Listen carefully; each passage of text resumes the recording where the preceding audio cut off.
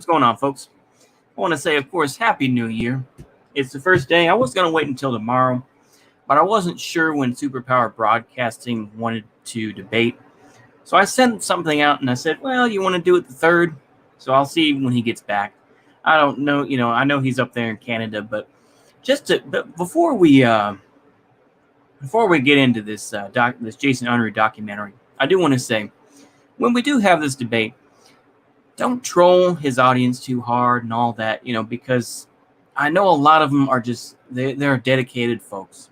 So just ease up. That's all I would say. Just kind of, don't be too hard, I guess I could say. But yeah, I think we'll keep it there on that aspect. But yeah, with that being said, let's go ahead and, without any dilly-dallying, without any mess, without wasting too much time, we're just going to go ahead and get into it. And I skipped a little bit ahead. Yeah, he's a Canadian neocon. Yeah.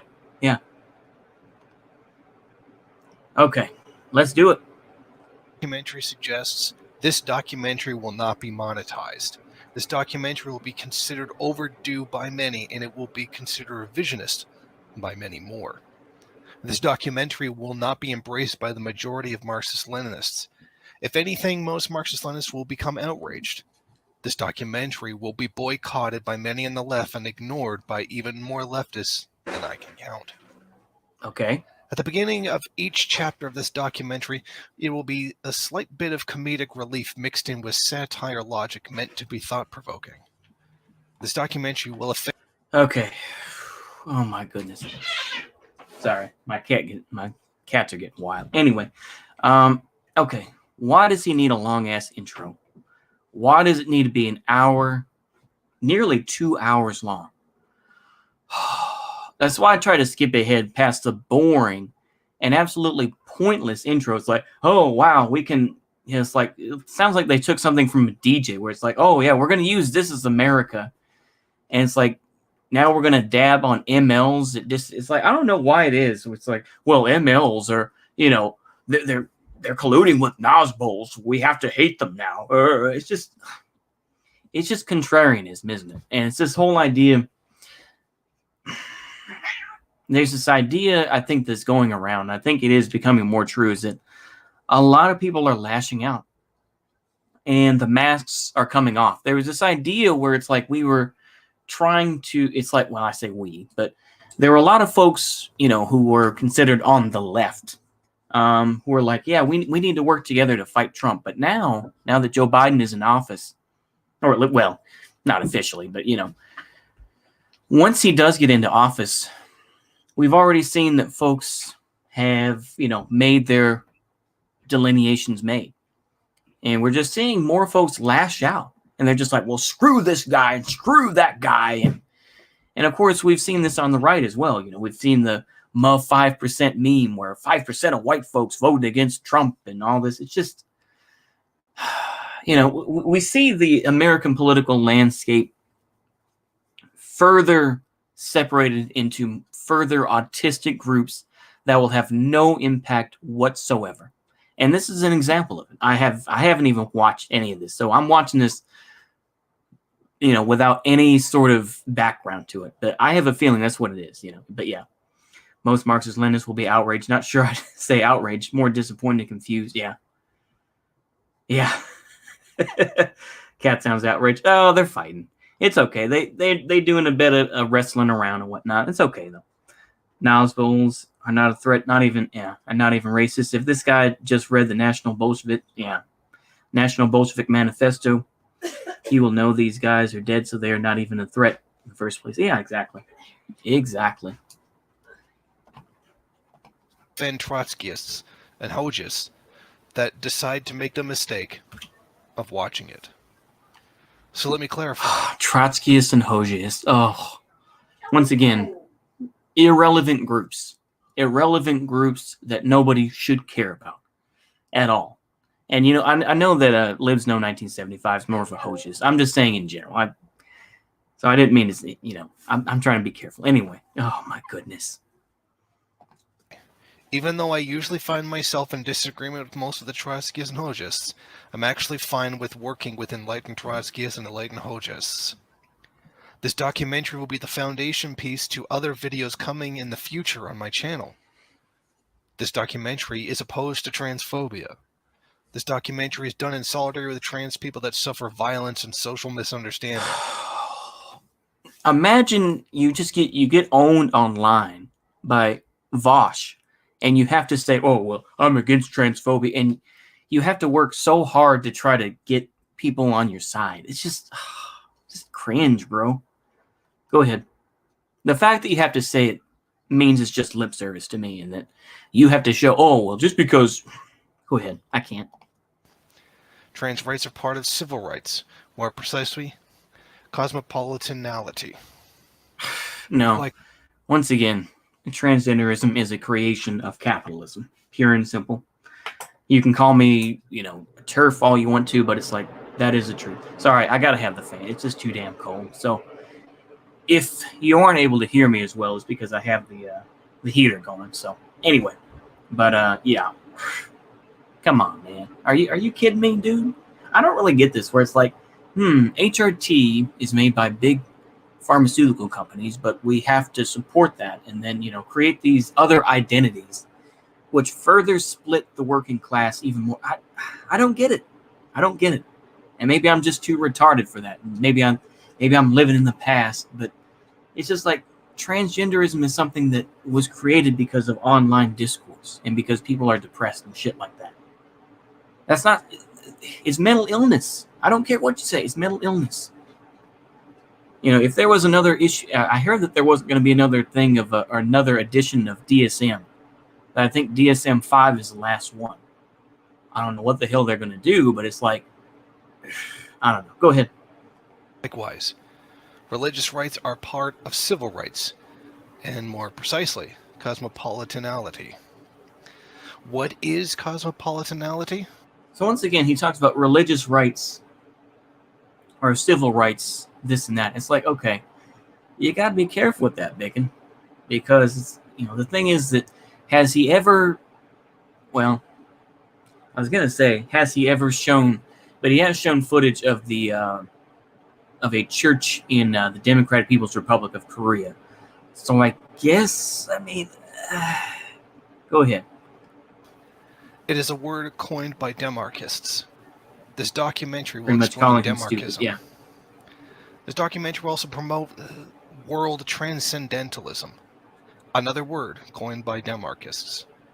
This documentary will especially offend anti-Semites hiding behind the guise of Marxist-Leninist and those opposed to first world black national liberation struggle and diasporic national liberation struggles for national cultural autonomy, as well as indigenous fourth world national liberation struggles and third world national liberation struggles. A little too fast. Okay, let's do 1.25. There we go. This documentary is not to be confused with my upcoming Third Worldist documentary or my upcoming Maoist documentary. This documentary is a Third Worldist take on the actual struggles in the First World and the Fourth World. Holy shit. Was this made in like 2009, but it was actually made in 2020? Because it's like, I feel like I'm about to watch like someone do a lyrics video of like an Eminem song. What? Are you kidding me? That this is the level of work that we're going. Okay, go ahead.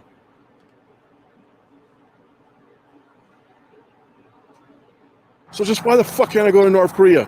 Answer me, goddamn you! Answer me, all of you! Why the fuck? Okay, so let's start with this guy. So they talk about this guy at the end. He says he likes, basically, I think his channel's name is like, he likes Kim Jong. Oh, hold on, I think it's in the comments. Yeah.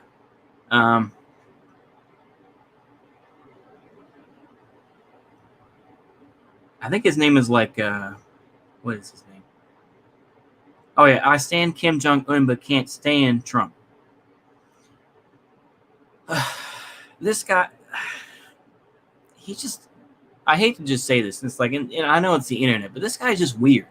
I've seen it. It's like, number one, he's like, oh, why can't I go to North Korea? Well, because you're not Korean. And because they're pretty strict, and, the fact is, apart from people like Joe Dresnog, they're not accepting things. It's like, you could say that the United States is bad, but guess what? This is the only country I know. I mean, I've repeated that. But, go ahead. Let's hear more of this guy. Why can't I go to North Korea? Why do I gotta be trapped in this country with a bunch of fucking people who are fucking wackos? Why the fuck? Why do I gotta... Oh, please. They would see you as a wacko. If you went to North Korea, they would see you as a wacko. It's like, once again, it's like this guy clearly has mental issues. And it's like he's talking about Yeonmi Park and everything else like that. I'm like, bro, that's up to the Korean people. That's not up to you. You know, it's like someone needs to sit.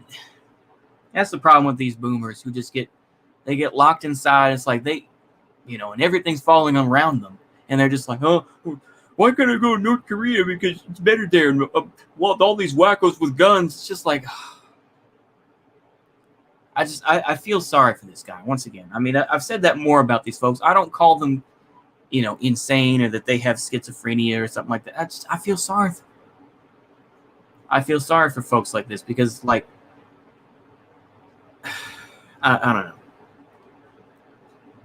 But that's my take on it. Yeah. It's so self-defeating and so out of place. Yeah. I feel like Jason used a rough draft of the script for this. Yeah. I'll give Joey a wrench. Yeah, sure. Let's give him a wrench. Give me just a moment here. Let me give him a wrench. Oh, shit. Sorry. Okay. Sorry for the double audio. Let me give him a wrench. Oh, shit. Sorry. There we go. There we go. Okay. This guy wants to go to the DPRK because people don't social distance. Looking at that DPRK footage, people aren't doing that. Huh. Yeah. I mean, I think that, like I said, I just think it's just sad with people like that, yeah. So he's just doing it because people aren't social distancing? I've been trapped in here with all these goddamn wackos. Why can't I be in North Korea where I can protect myself from COVID instead of being persecuted for it? Instead of hearing people persecuting you for trying to take precaution, calling you names. I don't want to live in that kind of shit. Why the fuck can't I go to North Korea? Because they don't want you. Once again, the thing is that you have to be careful. It's like you as an American. It's like I know that he's just doing it because, I mean, this is kind of the essence of boomerism. It's like, why can't I get that? Why can't I do this? Because it's like, you know, that's boomerism for you. But it's like, the thing is, what needs to be said is in this bit is that with the struggle of North Korea is the unifying of Korea as one country again. Okay, I can acknowledge once again that the United States and, you know, other Western nations plotted to separate Korea based on the 39th parallel. I'm sorry, I'm getting all mixed up. Was it the 39th? Yeah, 39th parallel. Okay, yeah. I'm sorry, I want to make sure. But yeah. And basically their struggle is for a country to come together as one. They don't care about your struggle because you don't like things in the United States right now. You know, it's just a very childish sort of matter, you know, in my opinion, where it's like, that's how I feel about the DPRK. They want to unite their country as one and be able to make amends as it is, you know. Now, like I say, no, there's a lot of issues, and there was a lot of back and forth that was going on between Kim Jong-un and Park Chung-hee. And of course, that kind of fell apart because of these leaflets, but that's a whole other issue. But I'm saying is that that's what it's about. It's about the Korean people uniting. That's the whole idea of Juche. It's about the Korean people united. It doesn't have to do with your selfish needs. And this is just boomer Americanism. It's just sad. And why are you giving this guy... Yeah. Yeah. North Korea doesn't have any social distance. Yeah. This guy wants to be wants to be COVID to kill anti-maskers. Oh, yeah. Okay, well, what a jackass then. Yeah. As if you can kill people with the virus with a 99% survival rate. Yeah.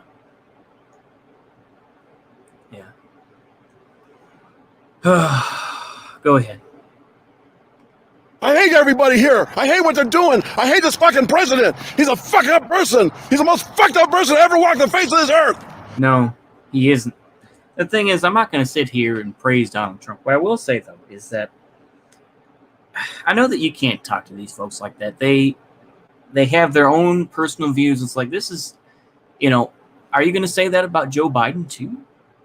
It's just...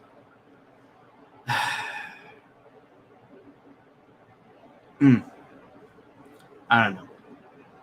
But he seriously has some sort of mental illness. And it's just like, why are you giving this guy ammunition? Because you found him because he likes the DPRKs? Like,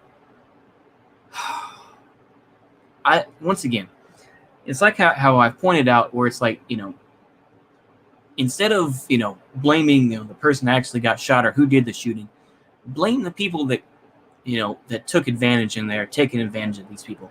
To me, Jason him and Dead Animation Studios, what they are doing is exploitation. They're exploiting this guy.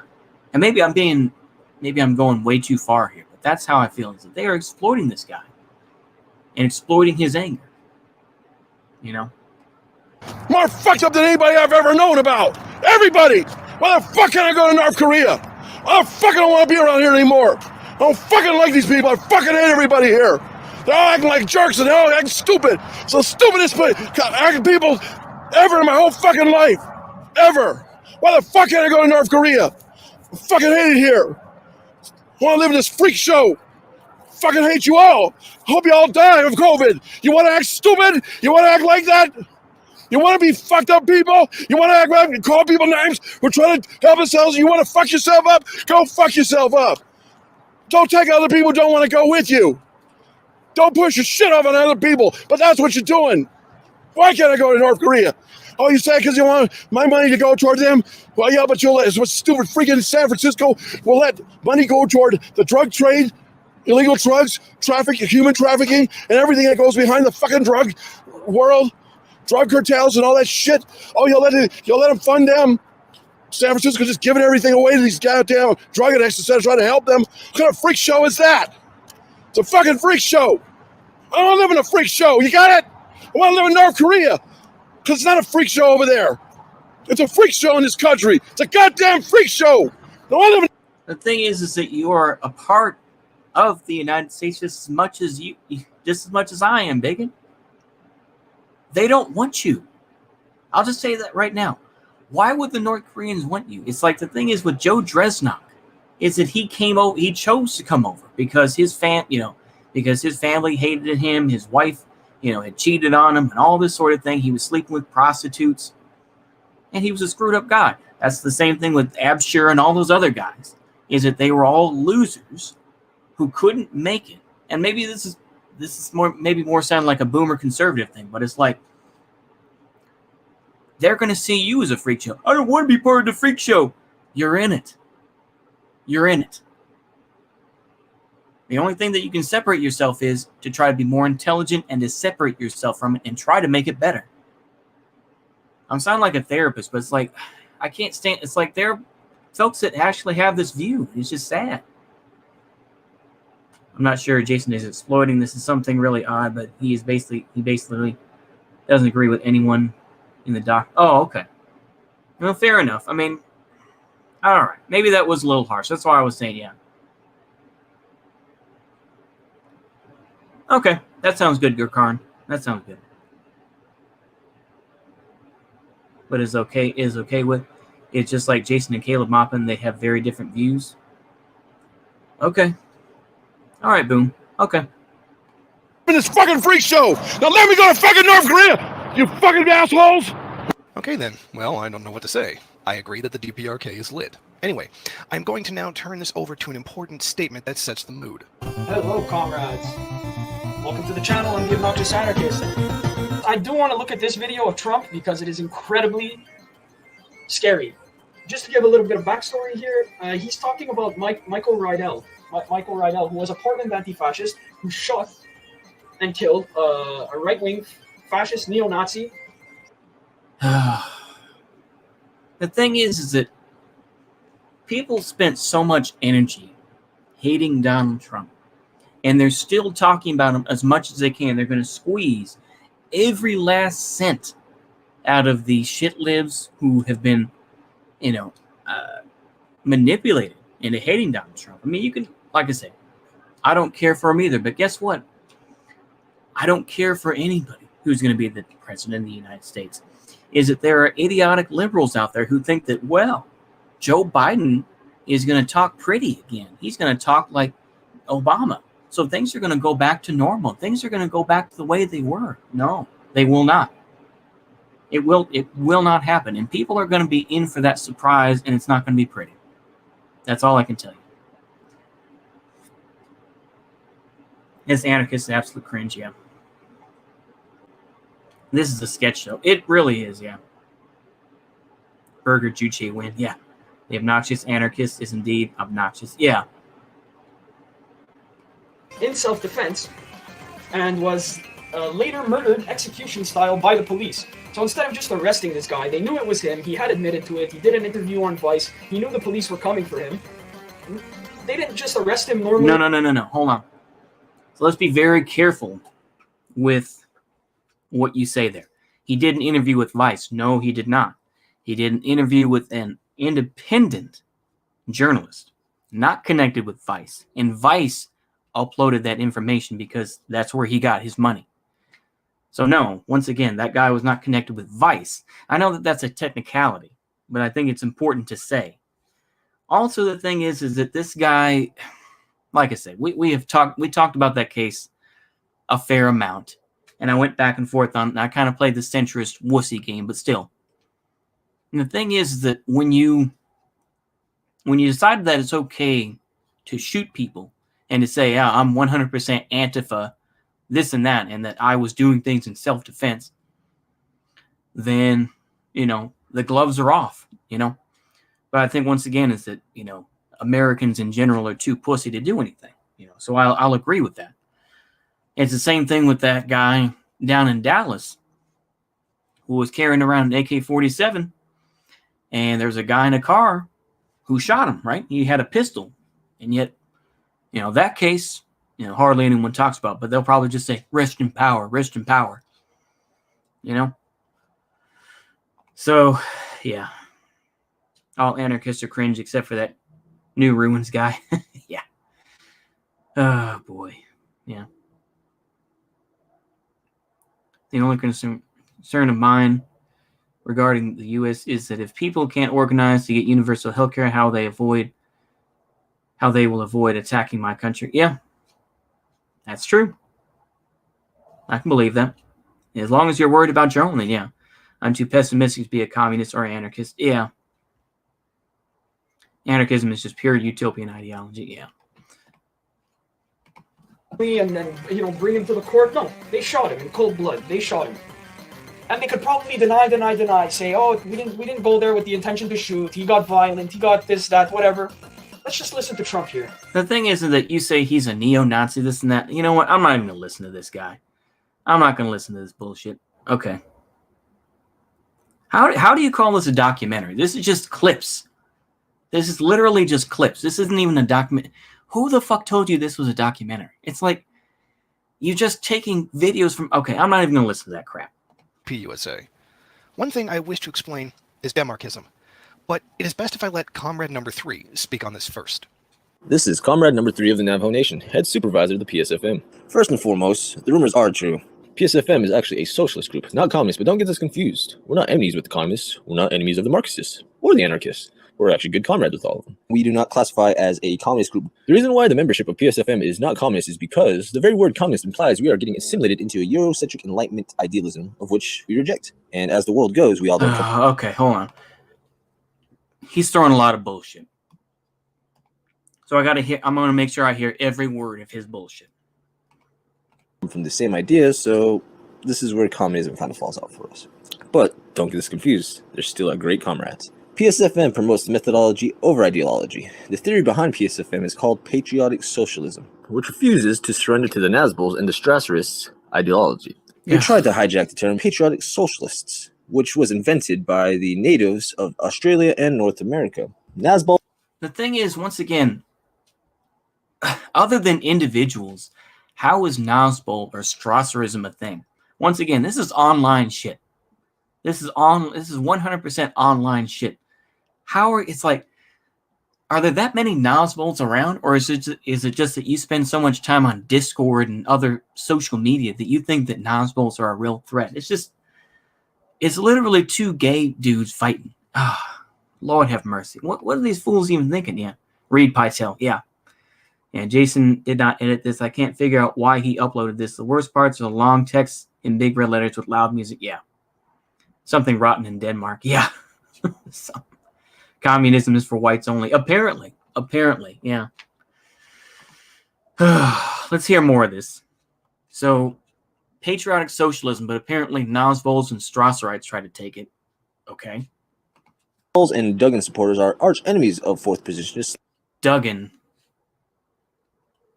Whoa. I heard the term fourth positionist. Holy shit. Did I hear that right?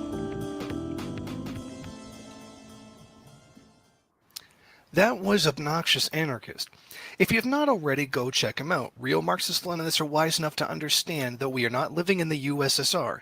But unfortunately, the majority of them in North America are dogmatists with a lack of vision. There are shining exceptions, like Danky Kang. Danky Kang does real work, and he's a proud member of the PCUSA, which must never be confused with the CPUSA. One thing I wish to explain is Demarchism, but it is best if I let Comrade Number 3 speak on this first. This is Comrade Number 3 of the Navajo Nation, head supervisor of the PSFM. First and foremost, the rumors are true. PSFM is actually a socialist group, not communist, but don't get us confused. Yeah. We're not enemies with the communists. We're not enemies of the Marxists or the anarchists. We're actually good comrades with all of them. Yeah. We do not classify as a communist group. The reason why the membership of PSFM is not communist is because the very word communist implies we are getting assimilated into a Eurocentric Enlightenment idealism, of which we reject. And as the world goes, we all don't come from the same Eurocentric idealism. Ah, lovely. Okay, go ahead. idea, so this is where communism kind of falls out for us. But don't get us confused. They're still our great comrades. PSFM promotes the methodology over. They're still great comrades until they do some shit that we don't like. And then we're going to fuck them up. Come on. Be honest. Go ahead. Ideology. The theory behind PSFM is called patriotic socialism, which refuses to surrender to the Nazbols and the Strasserists' ideology. They tried Nazbol and Strasserist ideology. Okay.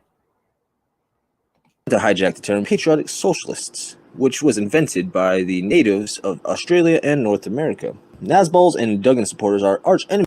Duggan. Duggan. Hey, it's Alexander Duggan. I know Americans, golly. I know. You gotta love Americans, right? It's like, come on. Dugana. Bliad. But it's like, imagine thinking that once again, Dugan is such a boogeyman for like these Spurgs who can't even, it's like they need some sort of boogeyman. They need people like Boogan. Boogan. That's really what his name is, Boogan. They need Boogan to use as a, as just a scary guy, as this evil guy. It's like George W. Bush, or it's all individuals that they point at. It's like even with people like I was gonna say that basically even people like I'm sorry, my mind turned off. Moldbug. At least you'll say the cathedral and use some open-ended terms to try to, not just point at one person and say, yeah, that's the one. He's the one guy who makes it all bad. And it's like, of course, if you bring that up, no, we don't think it's just one person, but we have to focus on Dugan because he promotes. Go ahead. It's just retarded. Enemies of fourth positionists like myself. Enemies of fourth positionists. Fourth positionists. Here we go. We're going to have like ninth positionists pretty soon because of all the, we want to separate ourselves. Fourth positionists. But we're the real fourth positionists, not the Dugan folks. We're the real fourth positionists. We're the real fourth political theory. Are you kidding? Are you kidding me? Let me take a look at the chat right quick. Oh my goodness, yeah. Dugan. Yeah, Duggan. I knew it was Doug Walker. Yeah.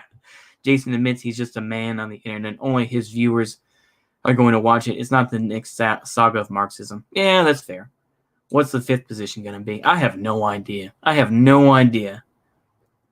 But it would be hilarious to see, yeah. DSA Noswell Caucus Lamau. Exactly. One of my few joys is making 9/11 jokes. Yeah, exactly. But that's Jason Unruh. Like I say, that's the edgy type of shit he does. Go ahead.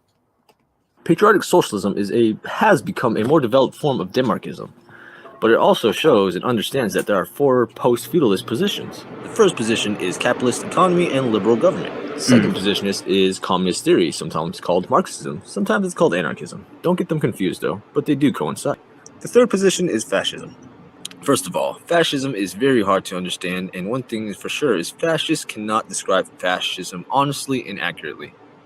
Why do people say, oh, fascism is so hard to understand? No, it really isn't. It's just you beating up people that you don't like. I mean, that's and it's set to different countries. That's why you don't understand it. Because once again, you want a simplified sort of ideology. The whole thing about fascism is that it's blends into the country that it joins. So when you're talking about mud national socialism, is going to have, at least it said it had German characteristics. So they talk about the Aryan man and talking about being pure and this and that and serving the state and whatnot. The Italian fascism is not as race based. It's not talking about Aryanism. It's hardly even talked about Jews even. That was something that Mussolini put in later on, and what people like Giovanni Gentile talked about. But it's like it simply fits to the norms of each country or region. That's it. It's really not that complicated. I don't see why people make it so complicated. Well, it's hard to understand. It's just it's all muddled, this and that. It's like it's like your ideology is that way too. It's just like, yeah, it fits that country. I just don't get that. But yeah, traditionalist, corporatist, nationalism. Yeah, there I define fascism. Yeah, that's true. Fascism, like socialism, has to be abolished. The country it clings to. Yeah, it can be easy to understand if you just read the works of Giovanni Gentile. Yeah, fascists don't know what fascism. Who does then exactly? It's just. Fascism is a totalitarian-like state or a capitalistic state which governs superiority amongst all, and somehow entitles a domain or a compensation which was never there, in more so. Easier way to put that more. Such examples of fascists are Nazis, as well as Nazbols and ANCAPs. The Nazbols and Duggan supporters are third positionists, not fourth positionists. Period. Why? The fourth position is Denmarkism. Patriotic socialism is a type of Denmarkism. Okay. Why do you even call yourself fourth positionist if you're just going to be called Nazis anyway? Because people are going to say, fourth position, that must be like third position. For anyone that's somewhat politically literate. So it's like, why would you call yourselves that in the first place? Why not just use demarchism? This is just, go ahead. Like I said, I'm starting to get a headache from this. Go ahead. It's also classified with a more advanced version of the Bundism, which was theorized by the Bundist movement. That is also a type of Denmarkism. The main goal of Denmarkism is to aim to deconstruct the Western dominance, as well as dismantling the USA and Zionist states, as well as Canada. This is the very topmost agenda role. Cosmopolitanality is the devotion to cosmopolitanal law. According to Denmarkist theorists, cosmopolitanality manifested organically as a part of the evolution of collective humanity. Holy shit. What? Oh my God. Are you kidding? I'm going to get a headache before the end of this. Okay. I thought we were against cosmopolitanism. I thought that was the whole idea. But now you're talking about cosmopolitanality. Like it's a... People spend too much time reading books. Holy shit. Go ahead. This theory of the struggle to reach permanent coexistence requires radical thinking that counters Western values. This gives the word cosmopolitan a very precise context. Make no mistake, cosmopolitanality is a part of Denmarkism. Right now, as I speak, their third world is incorporating a lot of Denmarkist theory into the science of Marxism. The Marxists profess that that time is more cyclical in nature instead of being linear. In nature instead of being linear. For example, this point of view sees kingdom and monarchy is not always interchangeable. Oh, so this is okay. So this is defending like the idea of like kingdoms, but not monarchy. Yeah, not all kings and queens are monarchs. Not all monarchs are kings and queens. Oh, this is the stupid type of retarded shit that, okay. So this is monarchism in the back door. Holy shit. This is monarchism in the back door, where it's like, oh, well, not all kings and queens are monarchs. Okay, give me an example of who you mean. Please give me one example. Are you going to talk about, I don't know, fuck, I can't even think of one right now. Go ahead. What the hell are people getting into?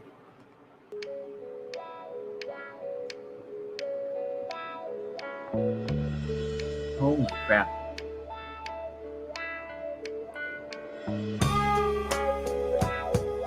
I like the music, but okay. Next slide, please. Okay. Why is he using... I've heard that song before. I can't think of where, but it's from some blaxploitation movie, I think. According to Democrats, socialism is the public social organizing of the economy under the collective control of the common people in society. Socialism is the social economy put into practice, which advocates that the means of production and distribution should be owned. Okay, why can't you just do that with Marxism? I don't get that. Is this just because you don't like MLs working with Marxists or MLs working with Nazbols, so that you're just so pissed off about that you want to create you want to find some esoteric, not very well known political form? 80s porno music. Yeah, exactly. How did Jason even get involved with these people? I asked that same question, Poppy Chulo. Yeah. I understood king as being king in the old Germanic tribes where they were just tribal chiefs. Okay. I just got Marxist stuff. Yeah. Jason is literally just saying words can mean whatever I want them to. Exactly. I think he is, yeah.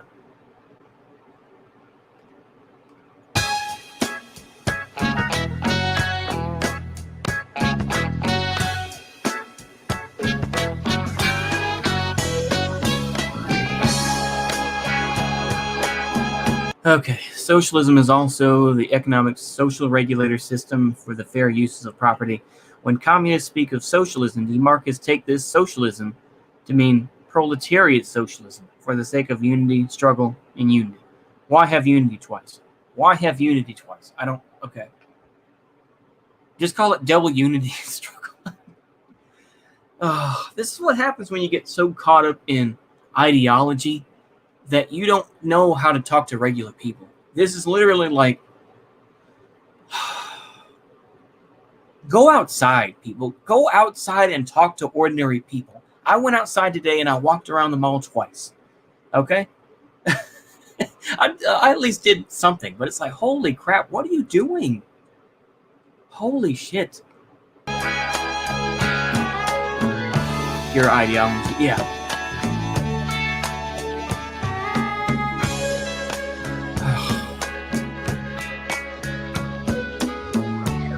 What's the next? Okay, both communists and Demarcus recognize that humanity must reach proletariat socialism or face doom, global doom.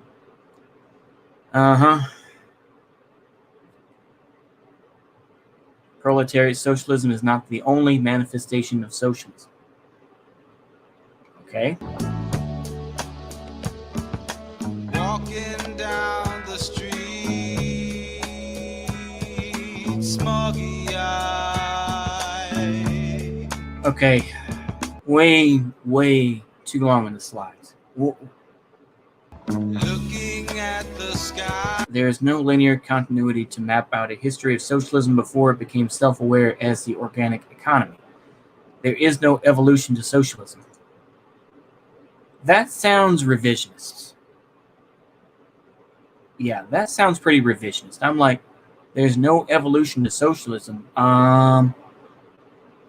Socialism is a natural economy of the people. It is at the ethics-driven economy. Ethics-driven economy. You can't... Ethics and the economy are two different things. I know this is, I know that he said, don't watch this if you're an ML, but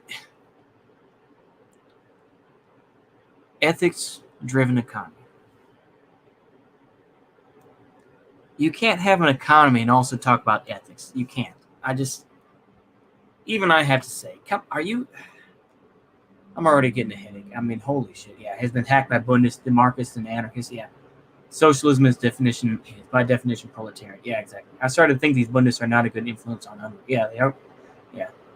It probably is neo-longest. Yeah. The song probably is. Yeah. Works-cited crack pipe. Yeah.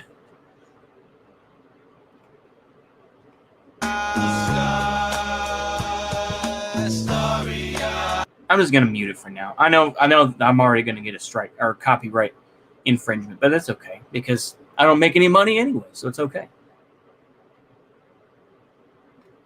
According to DeMarcus theory, historically, there has been tribal socialism and theocratic socialism reaching back into antiquity.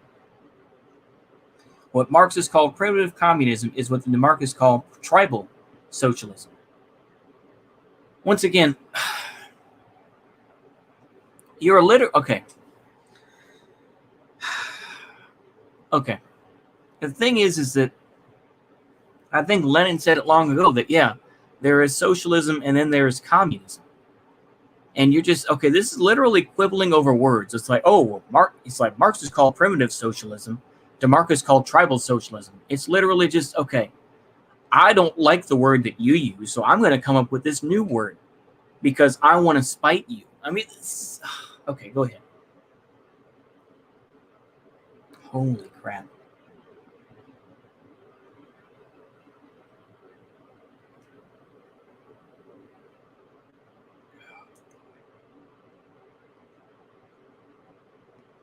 First ideas to inspire the DeMarcus was the national cultural autonomy, direct democracy as government with socialism as economy. Word salad. I can understand, okay, direct democracy. That's probably the only phrase, the only thing that actually makes sense is direct democracy. Okay. Once again, Lenin talked about that in State and Revolution. Okay. As government with socialism as economy. Government with socialism as economy. What the hell does this even mean? An ethics-driven economy? You can't have ethics in the... I'm sorry. I'm repeating myself. I'm sorry. Apologies. Oh, sorry. Music is still on. Okay.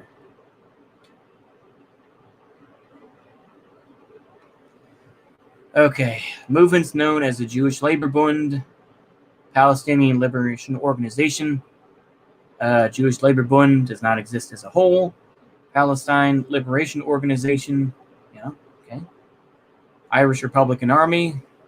American Indian Movement. American Indian Movement was also taken down by the feds. This is something that Russell means, and the death of Anime Aquash. And the Black Panther Party is where the main analysis of demarchism was drawn. Some demarchists embrace vanguardism and other demarchists reject vanguardism. Okay, which are you? Which are you?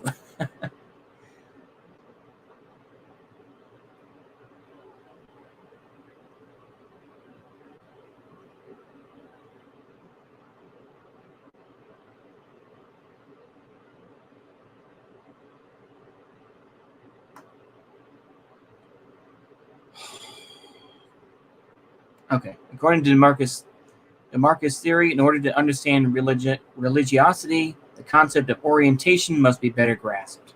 Okay.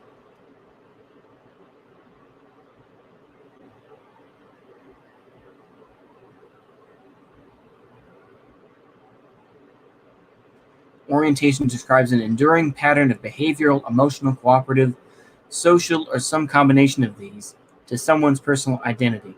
These are essentially two kinds of orientation. Religious orientation and sexual orientation. Holy shit. Man shall not lie down with man. Man shall not lie down with man. I'm going to repeat that again because... Okay, it sounds like there's some spurg who wanted to be like religious in some way and be like Catholic, but also defend the fact that they're gay. This is literally okay. Go ahead. I know that bullshit music is still going, so I'm just gonna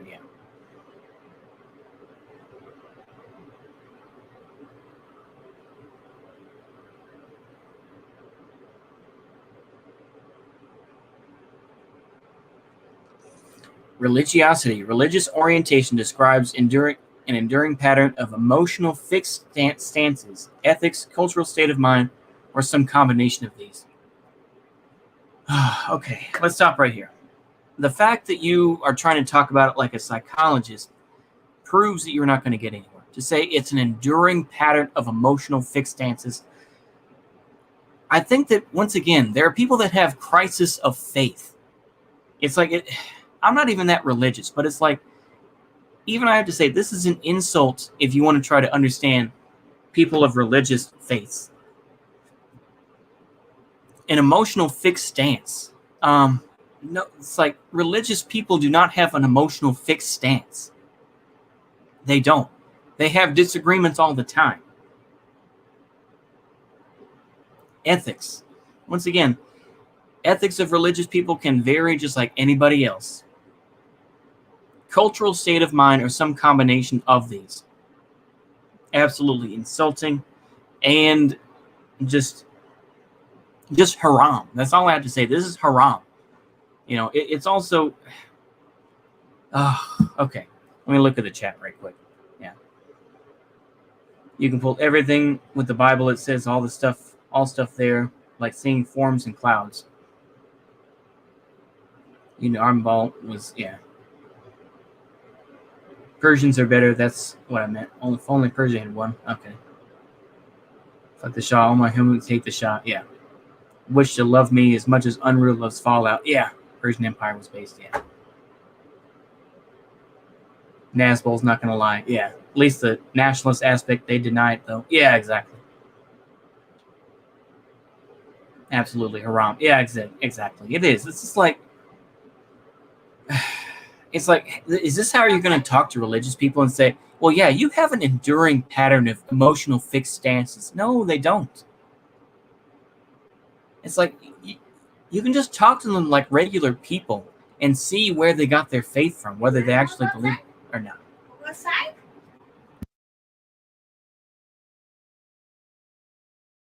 Sorry. Thought my dog was going to... Anyway, go ahead. Okay. Okay, religious lifestyle relates to the human soul and the traditional lessons passed from parent to child or taken up by the individual is compelled to pull a set of creeds and codes. Okay. So relates to the human soul and traditional lessons passed from parent to child. Yeah, that can be the case, or taken up by an individual's compelled set of creeds or codes. Yeah, but I think it's a little bit more complicated than that as well. Some people also change religions because they want to get married to somebody as well. Okay. I'm trying, folks. I'm trying. Holy crap.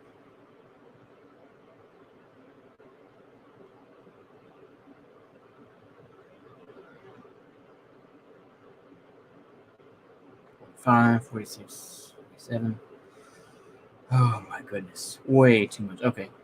Sexual orientation describes an enduring pattern of attraction.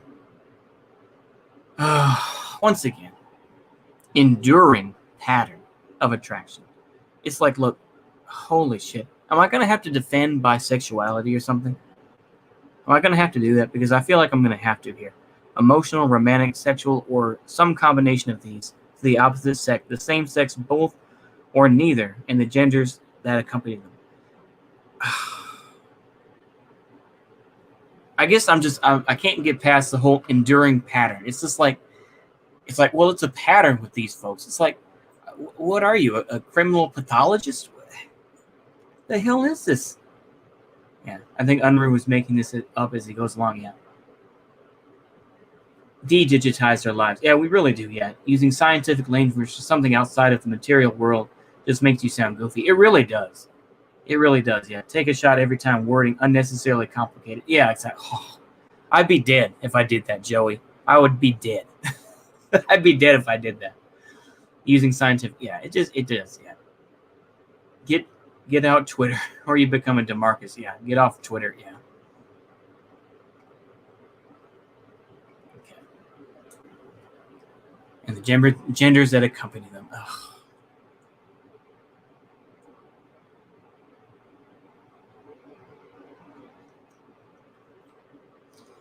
By the convention of organized researchers, these attractions are subsumed under heterosexual, bisexuality, homosexuality, bisexuality, and asexuality.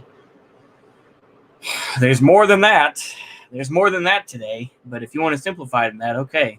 That's all I have to say on this. Holy shit. I'm going to start skipping because this is just absolute bullshit. Okay, according to DeMarcus' theory, secularism is a kind of societal ethic that claims to be inclusive and tolerant of religion so long as it doesn't influence politics. I imagine that regular socialists see this the same way. Once again, how is this any different from what Marxist-Leninists say, or what even anarchists say? I don't, okay.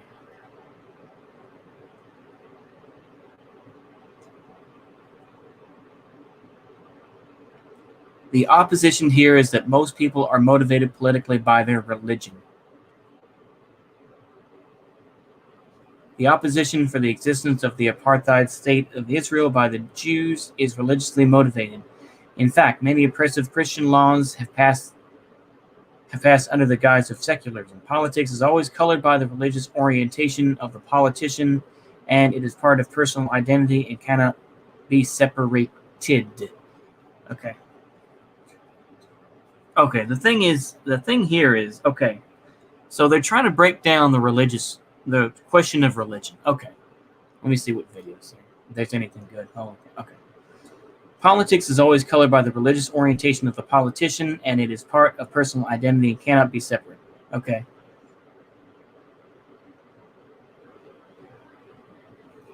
The apartheid state of Israel by the Jews is religiously motivated. In fact, many oppressive Christian laws. Once again, you have to separate between just saying it's Christian or if it's evangelical Christians. There are evangelical Christians who believe in the rapture and all that other stuff. Catholics, Orthodox Christians, or Orthodox Catholics, as some may want to be known, do not believe in the rapture. So once again, this whole thing of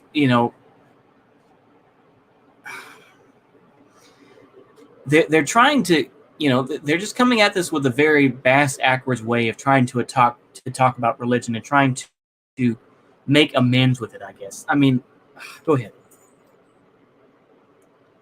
Evidence to substantiate these claims, yeah. Marx's third world is, yeah. DeMarcus' fourth position is with anarcho-Bundist characteristics, yeah.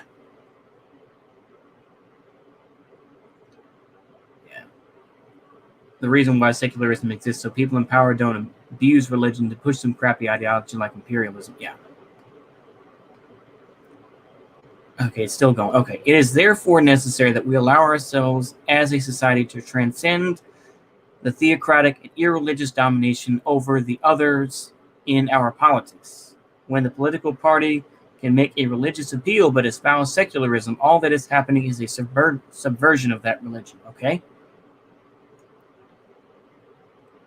Once again,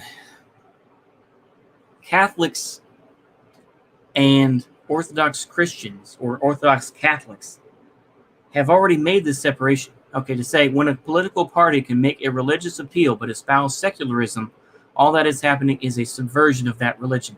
This is something that's been talked about. Once again, if you talk to actual Catholics and talk to actual, Orthodox Christians, you would find that they feel the same way.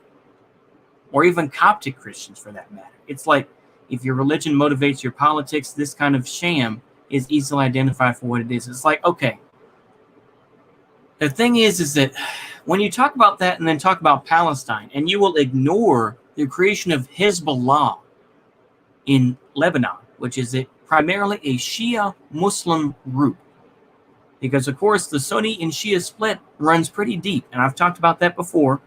One day I'm going to have to actually learn the differences, the deeper differences between, Sunni Islam and Shia Islam one of these days. But it's like, to say, once again, if your religion motivates your politics, once again, Hataib Hezbollah in Iraq is primarily a Shia Muslim group. Shia Muslim group. And I know, once again, I've seen posts about, of the Lebanese Hezbollah accepting Christians and accepting Sunni Muslims as well. But this idea where your religion motivates your politics, this kind of sham is easily identified for what it is. It's like you just want to dab on Christians. I get it. This is the same thing that it's like you can't just say, oh, well, it's just Christians. If you just don't like Christians, just say you don't like Christians. But to say this type of shit and then not bring up how, Shia Islam or, Sunni Islam have their own groups and separations, it's ridiculous. Yeah. Oh, see you later, Neo Longus. But yeah, Jason has been given some substances by his CIA agent. Yeah, must have been. Yeah.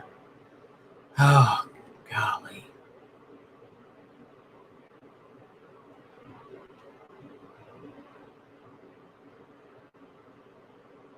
This is pulling teeth right now. I mean, ugh.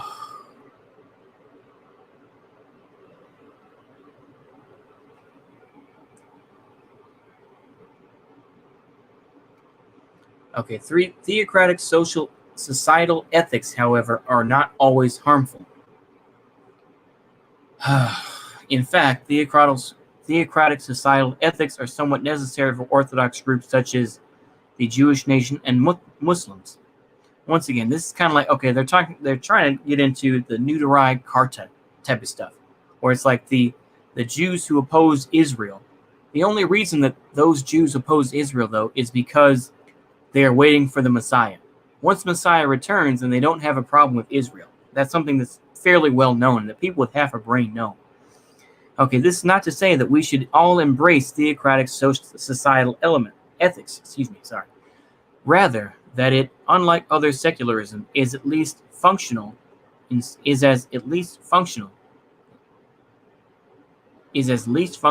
small groups.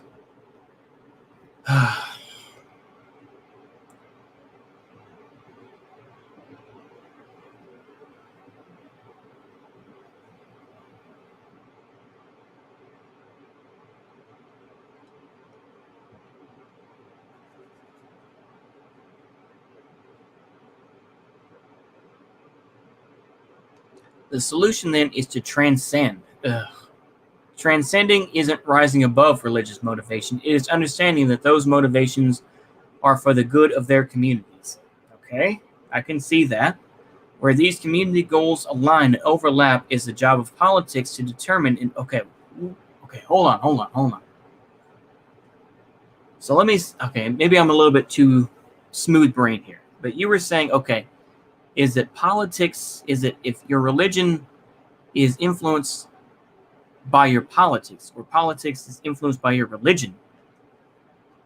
Where these community goals align and overlap is the job of politics to determine and implement. Okay.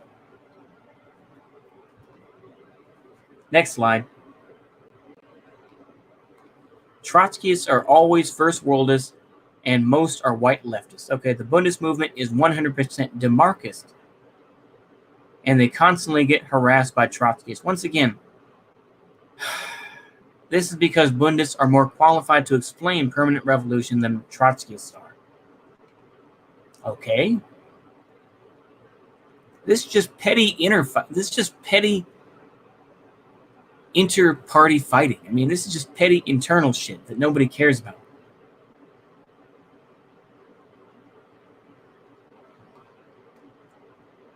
Maintains that Joseph Stalin, with all his flaws, was still better than Leon Trotsky.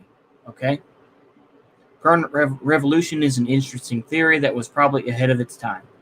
However, the real reason why Trotskyists hate Jewish anti-Zionist socialists like the Bundist movement is because they apply permanent revolution theory to the Arab world in North Africa.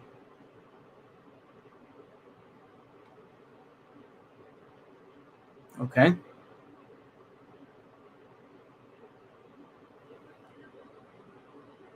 This enrages Trotskyists because after all of this time, they still want permanent revolution theory in Europe. Trotskyists do at times get middle-class people of color to join them. The problem is that it is the middle class who are always most likely to fall into fascism. Hoxism is another stumbling block to the aims of demarchists. Okay?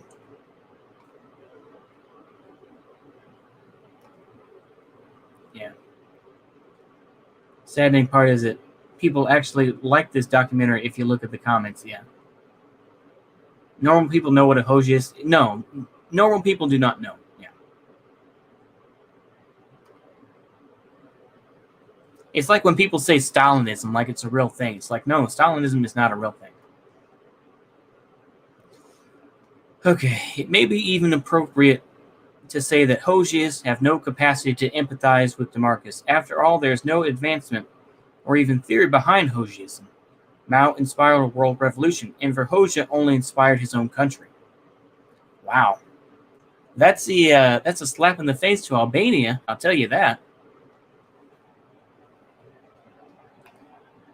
Mao inspired a world revolution. Did he?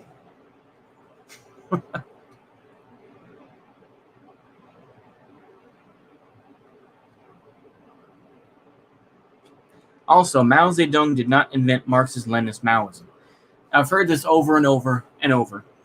Is that Mao Zedong, once again, that's Mao Zedong thought. Yes, I've heard that. But it's like, this is why I don't like Mao's. It's like, it's just so cringe. Demarchist theory has a lot in common with Maoist third worldist theory. Okay?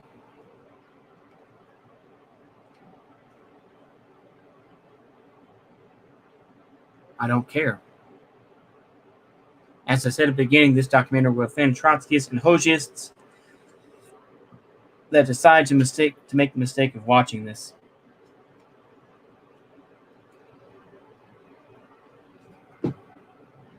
Is that music still going? It probably is. Let me just clarify, as I did before, even though I usually find myself in disagreement, I have no problem whatsoever with the notion of working with enlightened. What does enlightened mean in this context? God damn, this is okay. Was very Eurocentric and even racist at times, not to mention his concept for the Jewish religion. And Verhoeven was a Euro-chauvinist who slandered almost every Marxist of color. Demarchism is ideologically superior to... okay. Here we go. So this is the whole thing about like superiority and like racism. So you're going to call Leon Trotsky racist, even though Leon Trotsky in a lot of ways is the person that created the word racist. I'm not going to, like I said, I'm not going to sit here and carry water for Leon Trotsky, but it's like Enver Hoxha was a Euro-chauvinist. Oh no, I think that he was an Albanian who was proud of his country, who slandered almost every Marxist of color. Yeah, because people are racist. I mean, so? So what? Demarchism is ideologically superior, though. But apparently, so you just kind of outdo yourself, where it's just like, you're talking about that they're Eurocentric and whatnot. This is your brain on theory. This is your brain on, I've read so many books that I can just quote these verbatim. And that's sad.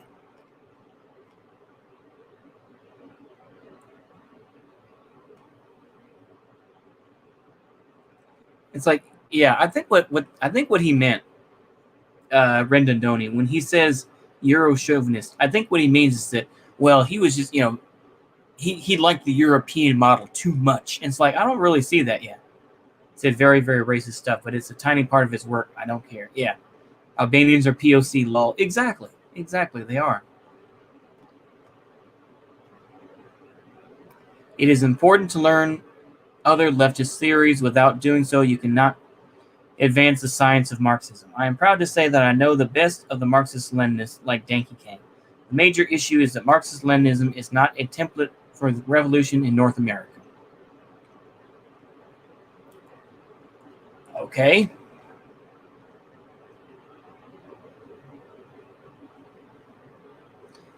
This is just, oh man. Okay.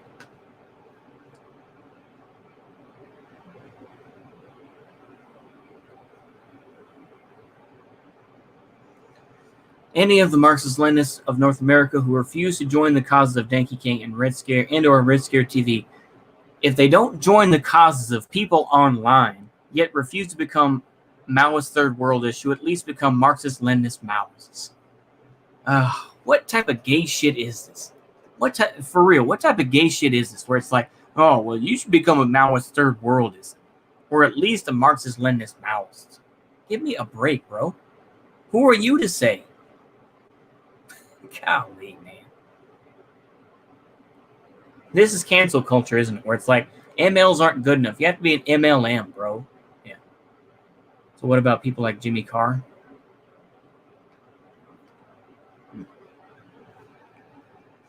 Any of the Marxist-Leninists? Yeah. Okay.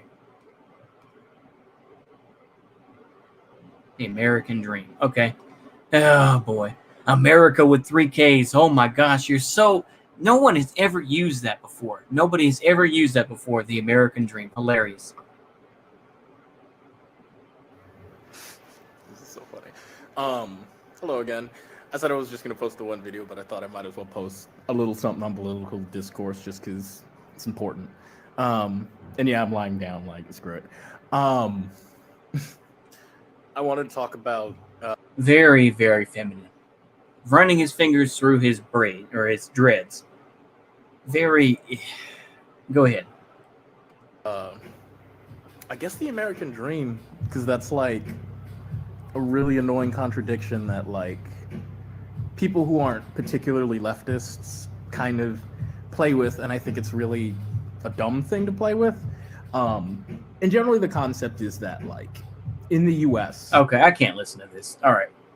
I'm sure he makes some brilliant point, but it's like, I don't give a shit.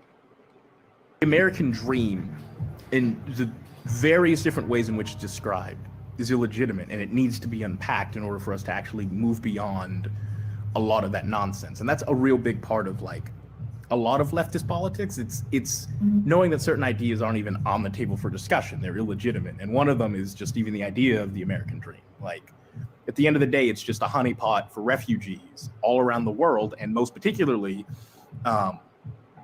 fair-skin dominated European countries as they fulfill... Fair-skin dominant European. So, Western Europe. You could have just said Western Europe instead of trying to be condescending and say, well, I want to include race into this, or I'm going to include skin color. So, in other words, basically, you're saying that the Balkans is brown. I mean, you could have just said that, even. You know, Balkans is brown. It's just been simpler. Golly, are you kidding me? Goals of this country. So that's super important. And that's all I really wanted to say, because I wanted to actually put out a political discourse. So yeah, bad guys. Stay cool, comrades. Very, very feminine. Very feminine. Go ahead.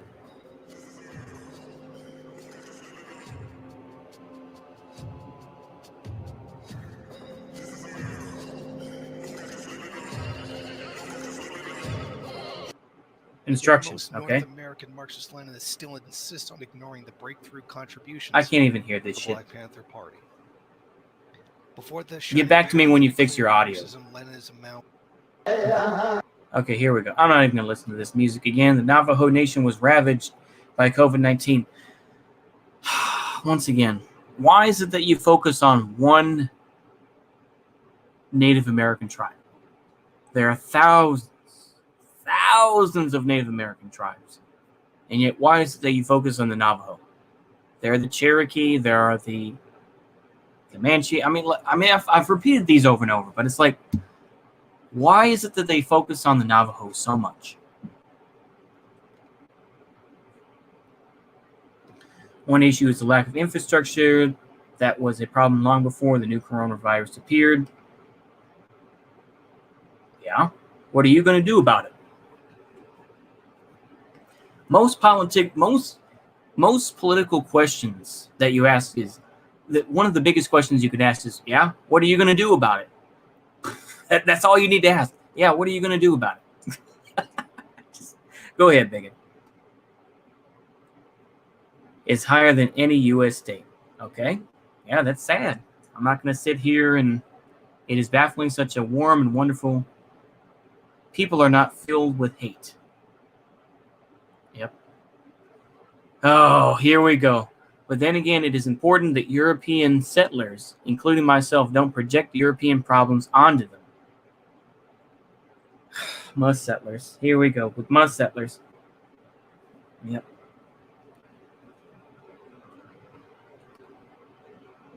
Lockdown kills, not COVID. Yeah. He focused on the Navajos because of Comrade number 3. Navajos will save America. Yeah, apparently. Yeah, but that's one person, though.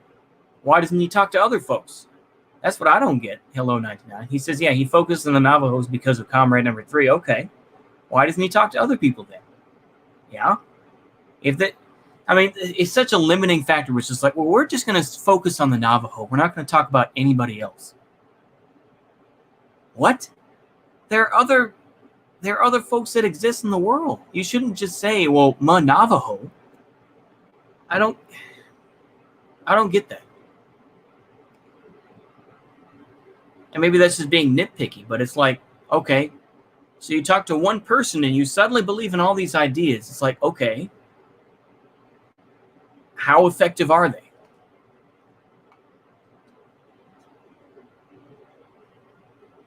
It is time for this to end. I wish this documentary would end. Sorry. Oh. Ironically, it is the Navajos who did the most service for the United States. Yes, the Navajo code talkers. Mm-hmm. And yet they're not respected. Mm-hmm. You think, once again, did the most service for the United States. It's like, once again, this is the false idea where it's like, oh, well, all these oppressed nations are going to get along after the United States falls. It's like, biggin. No. It's not. It doesn't work that way. It just doesn't work that way. I don't get this whole idea where it's like, and you're going to talk about the Navajo code talkers, this and that. It's like, there are plenty of people who are tossed aside. You know, yeah, it's very sad what happened to Ira Hayes, you know, who ended up dying in his own vomit. But it's like, there are plenty of folks who get tossed aside. Imagine thinking that it's just the Navajo.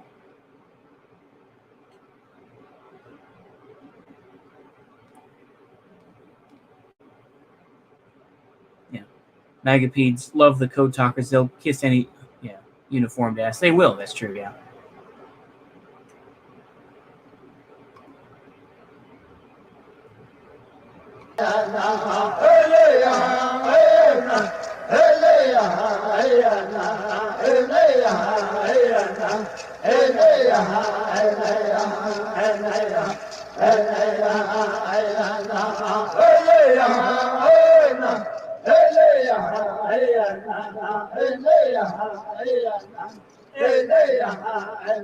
The thing is that when people want to talk about revolution and decolonization and all this stuff, it's like it's not going to be as easy as you think it is or something like that, where it's just like, oh, well, new African folks and Navajos are going to get along and all these folks are just going to magically, no. You think that they don't have their own interests or that they don't want stuff and, just think that somehow, they're all just going to get along and that they don't have ulterior motives? I don't get this dumb shit. I don't get it.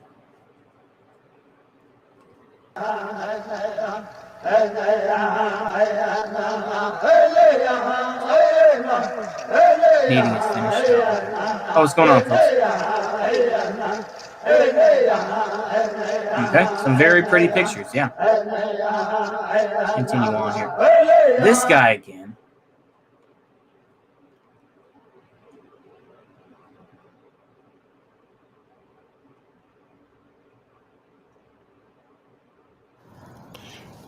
Just let me be COVID-19 for one day. Just let me be COVID-19 for one fucking day. And I would teach every fucking anti-masker a lesson. I would infect everybody. who is this guy? I mean, I've seen this guy's videos. And it's like, he's just some boomer who's just, you'd infest. Once again, the anti-maskers are a minority of people. Why do you care? Just because the media says you have to be mad at them? I'm not going to sit here and agree with them, but it's like, that's their choice. Whatever. Okay. Maybe I'm infected with Americanism too much, but it's like, Bacon, why do you care? I would go to Trump's rallies and infect everybody. Ugh. Would you go to Biden's rallies too? I don't. Once again, it's just like, ugh. I would get these anti-maskers who did that in Target, and I'd infect every last one of them. I swear to God, I would infect them all, and I don't give a damn if they died. However, that would not be the aim, because dying would be too easy. Ugh. You're one of these types. All right, go ahead. I'd want them to suffer the full range of COVID-19, and then they would learn that. Thank you, Jim Carrey. Yeah, This is, okay, this is Jim Carrey without any money, basically. Jim Carrey says the same type of shit. Go ahead. COVID-19 is not a fucking joke. I swear to God, I wish I was COVID-19. In fact, I would rather be COVID-19 for one day than go to North Korea. Okay, good. Then stop LARPing about it and stop talking about the DPRK. I remember seeing a video of this guy. He's like, ham hung. I can't even pronounce these. I can't pronounce the names of these North Korean cities. It's like I say, this is just mental illness. Give me one day to be COVID-19 and teach this fucking world a lesson. I'll now forego going to North Korea. What gets into these people's heads? I mean, yeah, McDonald's. Yeah, exactly. It's just sad. I can't listen to any more of his crap. All right, he's a nutcase. I'll continue on. To recognize that those are the descendants of the slaves. Oh, here we go. I would infect them all, and I don't give a damn if they died. Yeah. However, that would not be the aim. Because dying would be too easy. I'd want them to suffer the full range of COVID-19, and then they would learn that COVID-19 is not a fucking joke. Yeah. I swear to God, I wish I was COVID-19. In fact, I'd rather be COVID-19 for one day than go to North Korea. Give me one day to be COVID-19 and teach this fucking world a lesson. I'll now forego going to North Korea. Don't slip on that edge. Don't slip on that edge. I want to go to North Korea to get away from everybody, but right now... The thing is, why aren't you wearing a mask right now, buddy? Because people aren't around? I mean, I've seen this guy where it's like he'll film videos where he has a mask on and then others where he doesn't have a mask on at all, where it's like... Well, go ahead. I just wish I could just teach the whole fucking world a lesson. That you don't fuck with Mother Nature. That bitch will kick your ass. 7 ways to Sunday. There ain't no getting over. You're no match for Miss Mother Nature. If the bitch wants your ass dead, she's gonna fuck you up. And I don't care. I fucking hate these goddamn mask deniers. I hate them. Fine. If I was COVID-19 for a day, every motherfucker playing that game would be infected. And I would rather do this than escape to North Korea. The thing is, I didn't say this before, but it's like you do realize that the United States is on lockdown and that other countries aren't accepting people of any country. You know, it's like travel is pretty much banned. And it's like, even if there wasn't a travel ban, the DPRK wouldn't want you. I just hate these people. I don't like these people. You're one of us. They don't want you. Imagine, it's like, you get so annoyed by people. It's like, I've heard this thing before, but it's like, oh, well, I can't stand living in this city. You think that it's going to be different somewhere else? That's the problem that I have. It's like, if you think that it's going to be different somewhere else, then you're fooling yourself. It's like, yeah. Virus wouldn't spread as much if there was no city dwellings. Yeah, that's true. Yeah. Why is he using going North Korea as a threat? Lol. Yeah, both sides, U.S. and North Korea, don't want him to. Yeah, exactly. Mother Nature would superstitious hogwash. It really is. Yeah. Fucking people, I swear to God. God damn Trump to hell. Fuck that. No. Don't damn Trump to hell. Send that son of a bitch to a Justin Bieber concert. Well, What? What? Go ahead. I can agree that condemning anyone to a Justin Bieber concert is worse than being sentenced to hell. Anyway, as I said more than once now, anti-white politics is bullshit. And yes, anti-racism is not enough. What we need is anti-settlerism. Ugh. Let's bring back a book from 1985. Or, excuse me, I think it came out in 1980. We're going to bring back a book from 1980 that Jay Sakai himself doesn't even fully agree with anymore. It's like in a recent interview, I think it was from like 2009, I want to say, so relatively recent, but where he was saying basically is that, you think that the Nazi Party is still funded by, whichever. It's like it doesn't really exist that way. It's like, so he doesn't even believe half the shit in that book. So what in the hell? Why do you? It's like anti-settlerism.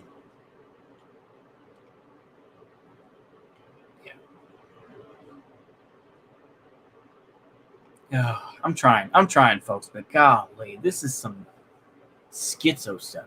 I mean, I can be fairly schizo myself, but holy shiza. Go ahead. We need to oppose colonial settler culture, deconstruct it, denounce it, and fight for its removal. Okay. Describe some aspects of colonial settler culture that doesn't exist anywhere else in the world. I'll put it that way. Consumerism, big shopping malls, I don't know, barbecue cookouts, satellite TV. I mean, you're going to have to give me some ideas on how that's going to work. It's just like, it just sounds like a cultural revolution to me, Biggin. It's like, why don't you just say that? Instead of using all these fancy words to make yourself sound more smart. Why? Just be honest. Go ahead. Colonization is not utopian. The longer people make the excuses to accept the colonial norms of America, Canada, New Zealand, Australia, and the Zionist state, the longer the protracted struggle of those oppressed. Okay, so he said the United States, Canada, and Australia, and the Zionist state of Israel. Okay.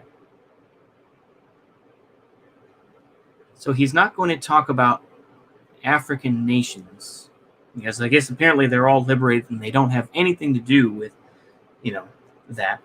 He's not going to talk about, apparently I guess Europe, since it's naturally white. Okay. Oh, man. I mean, who got to him? I mean, I do have to, I keep asking that question. I know that Papi Chulo said the same thing. I think he's just kind of repeating what I said. But it's like, who got to him? Who messed up his head so much that he just, is going to be. And all communists that go along with this are guilty. Such communists are no friends of mine. There are certain duties that come with being a Maoist third worldist. He said duty. He said duty. I'm sorry. I'm trying. The first world, those that claim to be Maoist third worldists must recognize that those are the descendants of the slaves, to some level or another, do constitute their own class. Once again, it's interesting because, of course, descendants of slaves, and you want to talk about, American descendants of slaves or Ottos, is there are plenty of left-wing folks who are saying that Ottos is a right-wing plot. And, you get into that because, of course, Tariq Nasheed was a part of that. He has separated himself from that now. But, that comes from, other black intellectuals. But it's like, So which is it, Megan?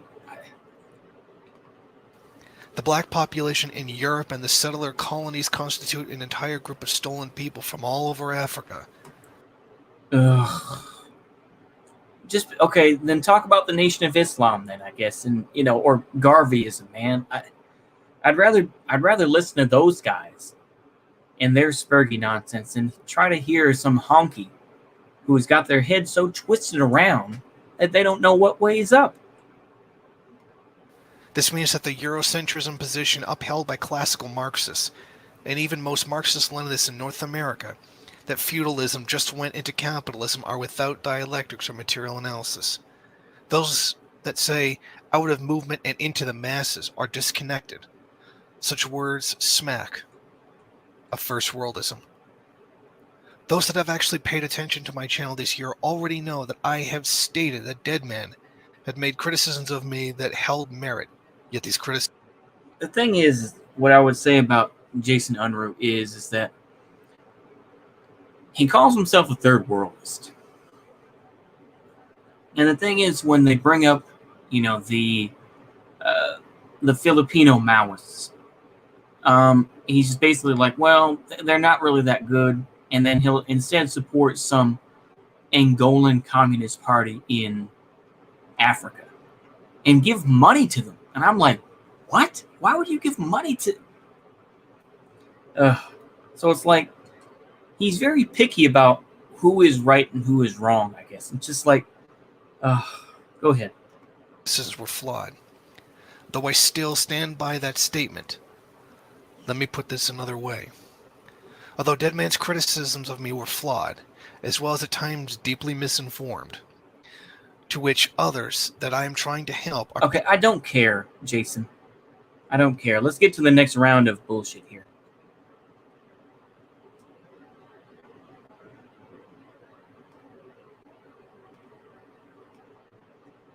Okay. On anarchists. In the city of LA, there are Nazbols attacking anarchists whenever they try to organize. What? Hold on. Let me back up here. Let me back up a minute. All right, go ahead. Sorry. Yes, anti-racism is not enough. What we need is anti-settlerism.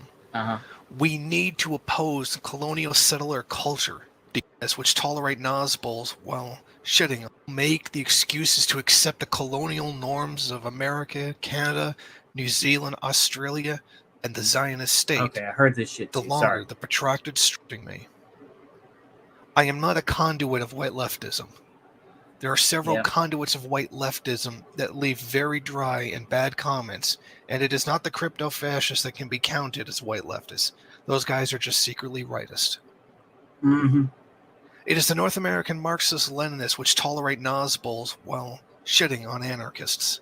In the city of LA, there are Nazbols attacking anarchists whenever they try to organize. This is a thing. Oh, please. If it wasn't Nazbols that were attacking, these folks in LA, it'd be the gangs that would be beating them up. I'd rather take the Nazbols beating you up over the gangs. God, have you never been to LA, Jason? I've never been to Los Angeles myself, but I've heard enough about it. It's a mess. Why would anyone want to go to Los Angeles? Go ahead. Going out to the masses. I'm getting very sick and tired of seeing these dogmatic MLs holding up an outdated book, Anarchism or Socialism. These dogmatic MLs... Oh, how dare you talk about Comrade Stalin like that? How dare you, sir? Go ahead. Have decided that anarchism or socialism is the Bible. That is not to say that the book is without merit. North American Marxism-Leninism is the strangest organized religion to have ever manifested. One of the pillars of this faith okay, so hold on. This is literally like a right-wing talking point here, where he's going to say that MLs are like a religion. Oh my goodness. This is literally a Vosh talking point, where he says that MLs see Marxist-Leninist theory as a religion. Bruh. Is the rejection of criticism and self-criticism. Another pillar of this faith is anti-Semitism. The most obvious pillar of this Ugh. faith is upholding an alliance with the Nazbol scum, ignoring the glaring differences between the radlib SJWs that pretend to be anarchists on social media. Ugh. So he's trying to. Okay, so I don't see. It's like, who in the world are these Nazbols that he talks about? Who are these MLs that he's talking about? Who is he talking about? I really don't get it. I mean, is he talking about? I don't get it, Biggin. What is he even talking about? And the real anarchists on the street fighting the fascist state. The real anarchists on the street fighting the fascist state. Mm-hmm. Is a sacrament to the organized religion of North American Marxism-Leninism. But the worst part of this religion... Ugh. MLC theory is religion. What Agent Kuczynski always says. Yeah. Unruhe was ranting about Nazbols. Yeah, I see that, but it's like, who are these Nazbols that he's talking about? I mean, is he talking about people like me? I mean, what is he even saying? Mostly just writers and shit posters. They don't organize. Yeah. Is the rejection of decolonization. Most of the Marxist-Leninists who are relevant are not in the colonial settler countries. Again, exceptions to this include Danky Gang and Red Scare TV. We don't care. Those are internet niggas. We don't care about internet. Once again, it's like, well, they're organizing the street, but because they talk about me in a good light, then first world privilege assumes that if something is not videotaped or on the internet, it is not happening. Just give me a name, and I would probably, white first worlders are the most guilty of this.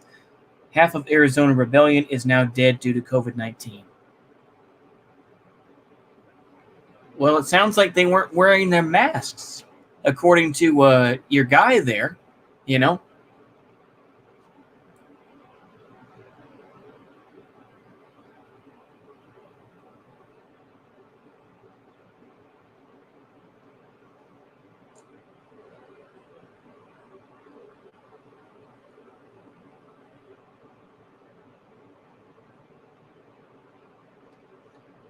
Oh, boy. On the date of September 9, 2024, YouTube channels were removed.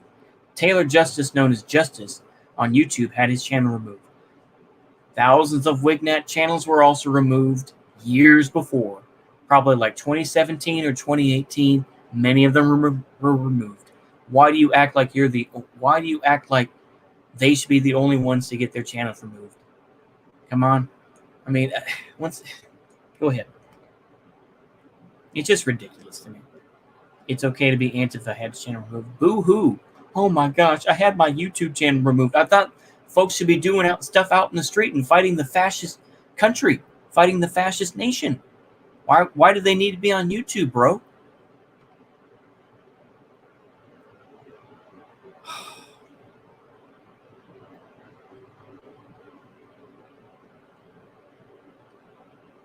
All right, we skip ahead a little bit here.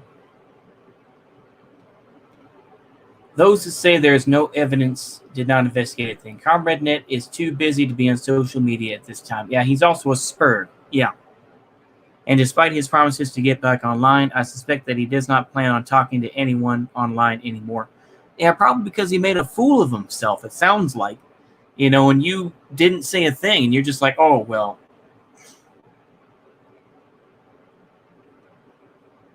Once again, I thought it was all about people fighting in the streets. And that, very muddled thinking. I have now talked to several people living in Arizona that have shared their stories with me. These events happen. I don't think anyone did not. It's like, oh, YouTube channels got taken down. YouTube channels get taken down every day. So what? Move on with life. It's like, yeah, I would probably be upset, but then I would be like, okay, well, back to this movie that I'm watching. That's all that would happen. So what?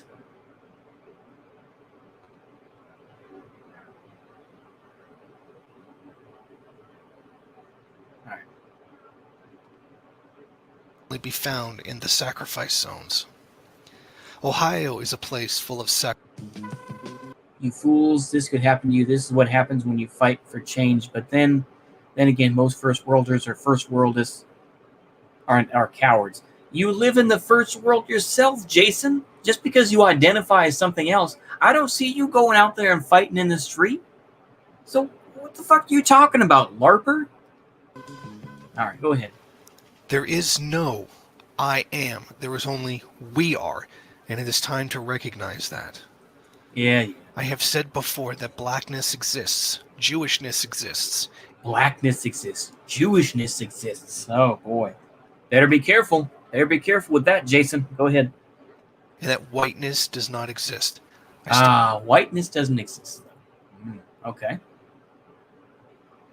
Stand by that. Anti-white politics makes whiteys stronger. Not only do we need to deconstruct the first world, we need to deconstruct whiteness. There is almost no production. You're the first person who has ever brought that up, Jason. Nobody has ever talked about that before.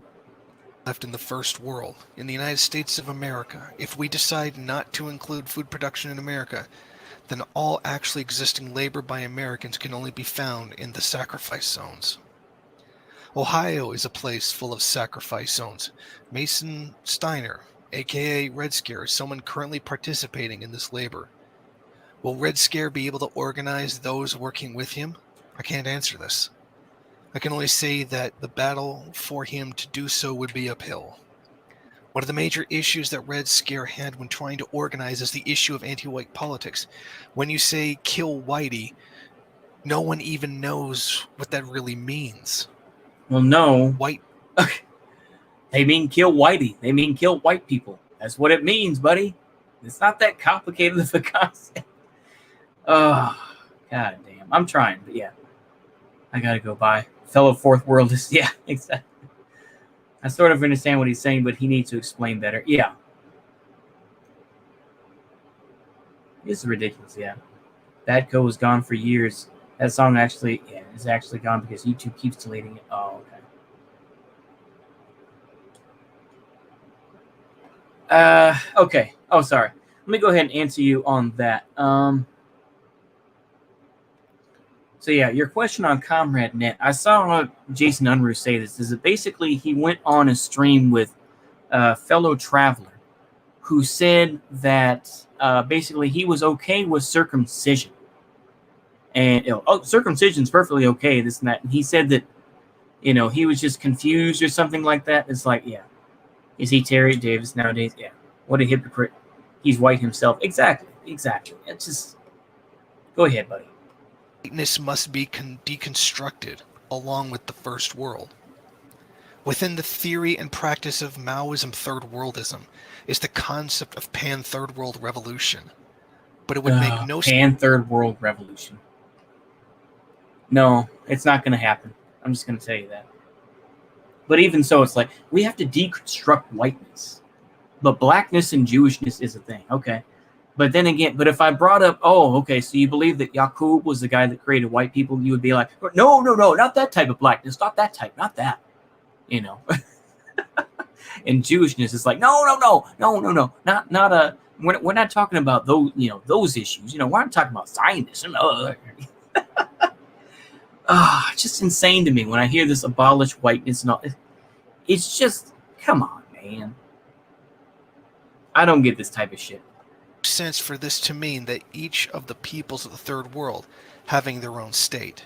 Let me show you what I said on the 18th of September, 2014. We don't care. Also, do you think each race should have their own homeland, where they can practice their own culture, religion, etc.? I believe in giving autonomy to oppressed groups. Not every race has their own country. I believe in self-determination for oppressed peoples. And by the way, you should interpret that as an anti-white position. This brings us to the subject. So once again, the thing is that the issue of Mo whiteness, and it's like the whole idea is like, that's already been fairly well deconstructed, I think, already.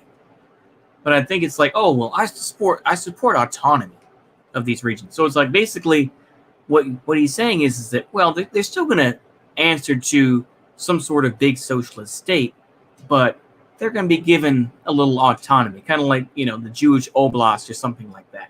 That's what it sounds like to me, is what he's saying. Of national cultural autonomy. National cultural autonomy is when nations are self-governing, recognized in a system of world affairs. For there to be a pan-third world revolution, there must be a national cultural autonomy. Now, I have met with Comrade Shabazz X of the Black Nation, and before I had met with Comrade Sai of the Byzantine Catholic Nation. Shabazz X, really, of the Black Nation. Was he actually like a member of the Nation of Islam or what? Okay. And apparently, okay, hold on, let me. Both of them outdated and even flawed book, Marxism and the National Question, which does have its own analysis that is worth learning from. But the post...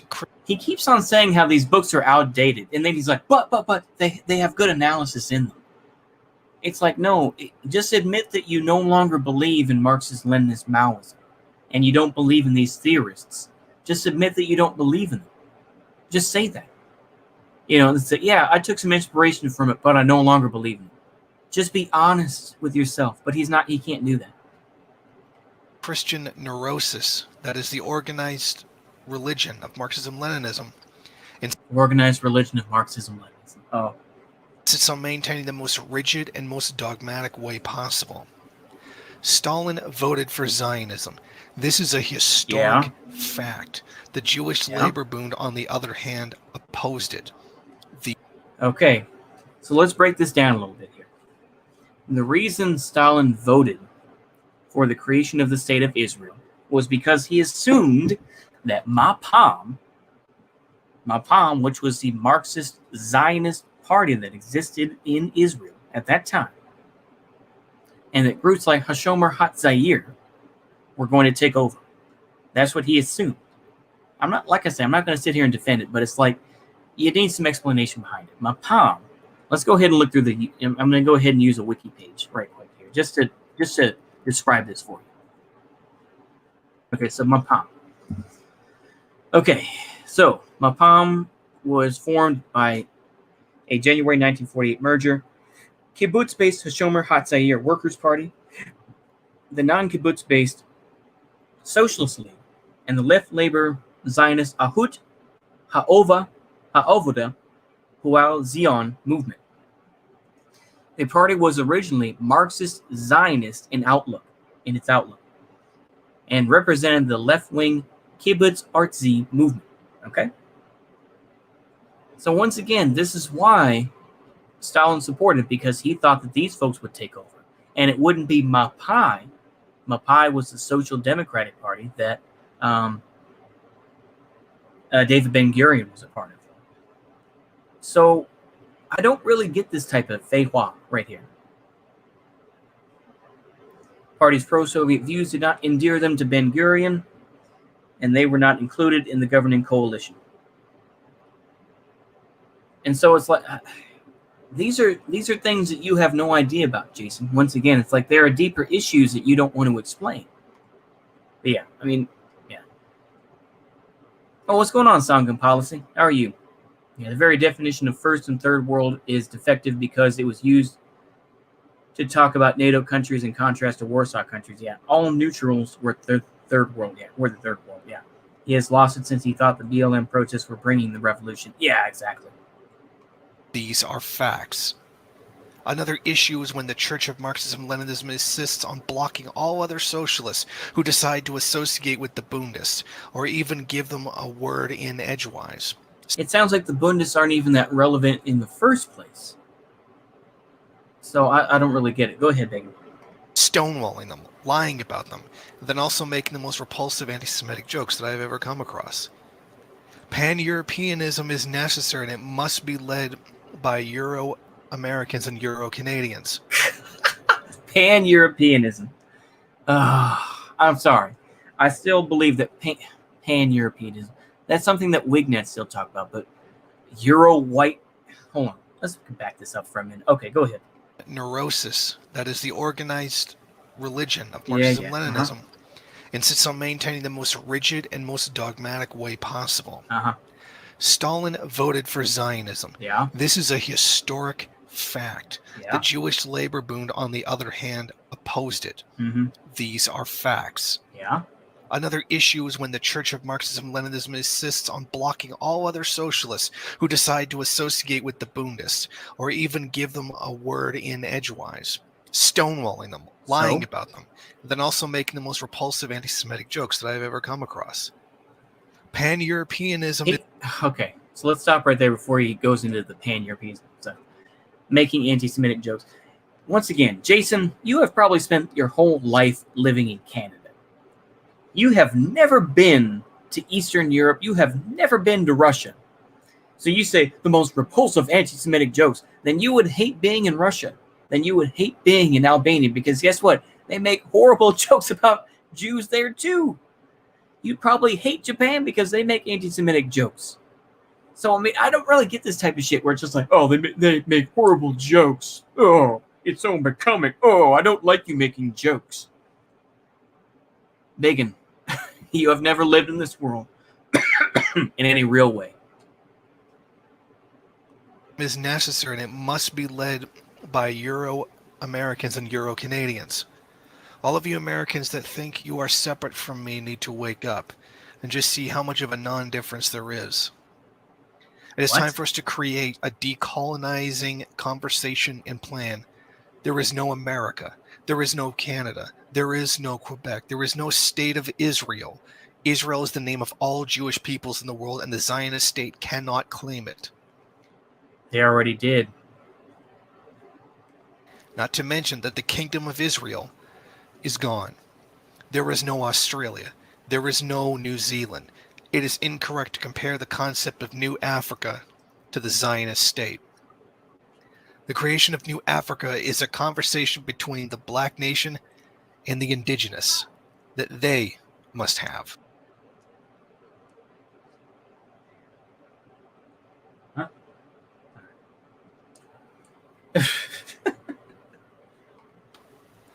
All of us, Yeah. Euro-Canadians, Euro-Americans, need to back off that discussion and let them sort it out. Just let them sort it out. Yeah. Mm-hmm. Ignore the fact that white folks live in those areas and whatnot. But yeah, it's up to them to sort it out. I love how he'll say, there's no America, there's no Australia and whatnot. But it's like, stay out of their business, whitey. Stay out of their business, cracker. It's just... Go ahead. We need to start a Back to Europe movement. It may take many generations. Back to Europe. Oh. Oh boy. Where do I even start with that? We need to start a Back to Europe movement. That is hilarious. That is hilarious to me. A Back to Europe movement. Oh, I love it. I love that. I can't even begin to tell you how ridiculous that is. Go ahead. Generations, but we need to start somewhere. Generations, yeah. This land we are living on does not belong to us. It is up to the indigenous who stays and who leaves. Pan-Europeanism, as I am describing it to you, requires that we all reconnect with our roots and go back to our countries. Oh, please. And what about the people that are mixed? What about the folks that have Irish ancestry and Italian ancestry? Do they flip a coin to decide where to go? What about if they're like Hungarian, or if they're like from, East Prussia or something like that? Where do they go? This is the most ridiculous sort of talk I've ever heard. It's like, well, you should just go back to Europe, bro. Go back to Europe, whitey. This is literally like, this is Garveyism. Yeah. Americans left Europe. They can't be European again. Sorry. Exactly. Yeah, we cannot be European again. Yeah. Back to Europe is basically the same argument for Zionism. It really is, yeah. There's no way this is serious, lol. Yeah, I used to like him, but he just turned awful out of the blue. Yeah. He's been on this road for a while, but yeah. Those of us who are very mixed European should be granted the means to integrate into whatever European culture is best suited. Is best suited. Everybody has enough money, I guess, to go to different European countries, huh? Is that how it works? I mean, the thing is, the difference with Aliyah versus the difference with Europeans going back to the United States is that they were ready-made groups like Haganah or, I can't think of it. But anyway, there were groups that helped to decide where you went. And there were whole organizations that started to help them put them there. Europeans don't want white Americans back. They don't. They want nothing to do with them. We're about 200, 300 years removed from Europe. We have no connection with the homeland whatsoever. I don't get these sorts of arguments. I really don't. It's like I'm an American because I speak American English, because I've been raised in this culture, Biggin. Why do you think Europeans want to deal with that? As I said before, we are not communists, nor Marxists or anarchists. We are patriotic socialists. We reject the utopianized anarchism. We oppose pragmatism of Marxism. We put the Marxists, Leninists, and the anarchists at the same level. This is because we both see them as confused comrades, and we don't treat them any other different, because we all need some time to be understood. As for the Maoists, we recognize them more as an advanced version of the Marxist-Leninists, or the MLs, as we shortened it. Our position is completely different. We completely reject the Trotskyists because of their extreme Eurocentric ideology. We disregard libertarian Marxism as well as any of those who proclaim to be part of the Hoja cult. Forgive the so-called arrogance, but we do not recognize communists to be at our same level, as communists are disconnected from those they claim to speak for, sadly. But there is an exception, though. Get on my level, ho. Get on my level, ho. Go ahead. I'm sorry. The third worldist. What comrade number 3 has said should not be all that shocking. On the topic of human trafficking syndicate known as Midnight Productions, the long-term homeless in Arizona know what Midnight Productions is all about. Midnight Production is a human trafficking club and a snuff film producer. Eric Scarletto and Lisa Wagner both exist. Jared 88 exists. Unfortunately, the events of May 27th, 2019, May 30th, 2019, and June 8th, 2019 happened. Several people had come forward to talk about this. There had been YouTube channels that had interviewed people on this subject. Those YouTube channels are no more. Yeah. Okay. These channels are not as big as Jason Unruhe. Yeah. We got a lot of pushback, and Jason has seen a lot of pushback from the first world communists who argue anyone that tries to put out an honest message. Yeah. The only reason Jason Unruhe has managed to take this subject as far as he has is due to the number of subscribers that he has. The number of all watching his social media disregard the events here, have the privilege on social media, and buy into whatever fantasy they desire to latch onto. For us who come onto this delicate thing known as Midnight Productions, we don't have the same luxury. If you care about people, stop pressuring them and decide to come forward with this information. It's a touchy and dangerous subject, and people are scared for their lives. But now's the time to speak. One of the primary victims of Midnight Productions are homeless trans people. Young people who can't get employment because they are trans. Arizona is a place to go when you're white and you need to hide. Arizona is stolen land. Arizona is a great... Hold on. Just bear with me for a moment, folks.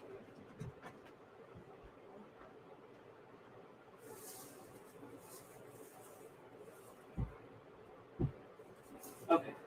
Here we go. All right. great place for Zionists of the worst kind. Arizona is a paradise for neo-Nazis. The shared interests of the I thought Texas was that. I heard someone else say, if Texas is home to neo-Nazis. Go ahead. JDL, a Zionist terrorist organization, and NSM, a neo-Nazi terrorist organization, have a lot to do with repressing socialists who try to... NSM, what he's talking about is National Socialist Movement.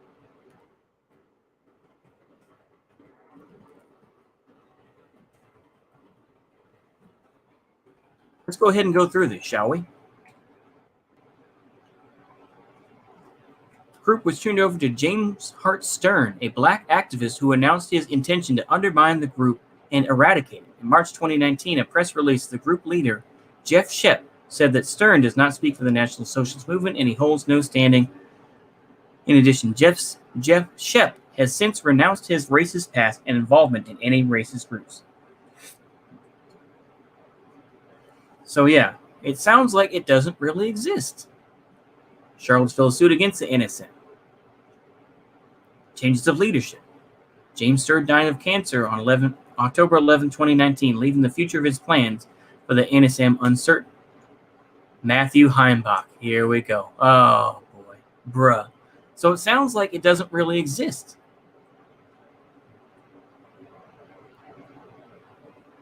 It sounds like it doesn't really exist, does it?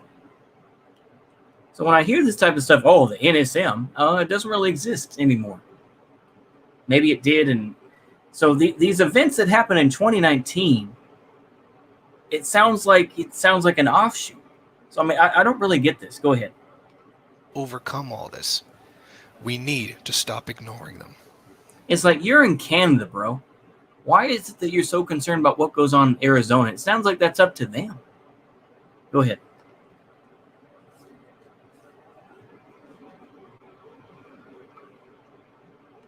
Civilization, whatever you want to call it, but you know, it's work, and sometimes like you can't expect yourself to always be in the most mentally and emotional space to engage in that. In my case, okay, just say. There we go. Second world is developing and declining countries. The third world is a heavily exploited countries that serve the desires of the first world. The fourth, okay, sorry. Fourth world is societies living under colonial settler occupation. All right.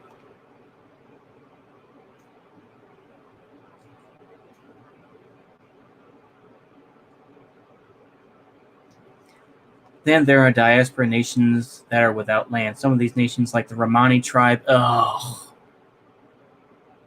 just say gypsies. Just say gypsies. Come on. They're gypsies. Yeah, some of the nations like the Romani thrive only as nomadic. Nations are not states, and states are not nations. The demarchists are correct to point this out to Marxists and anarchists. Sadly, the correct ideas are too often rejected by communists. Don't care, Bacon. Don't care. I can only listen to so much bullshit. Okay. The more advanced idea is autodetermination, a word coined by Dr. Weizfeld of the Bundist movement. Autodetermination would favor the autonomy of all nations, but this excludes the nation-state model. We don't care. Because guess what? You're too LARPy and, incoherent to get any backing. Once again, I'm not going to hear this guy again. Stop mentioning this fool. Okay, go ahead. Means nothing to most Americans. For the marginalized, Or maybe come together. insisted on Hush. We don't care about coming together. taking this footage instead. What you are looking at is 35th Avenue and Union Hills.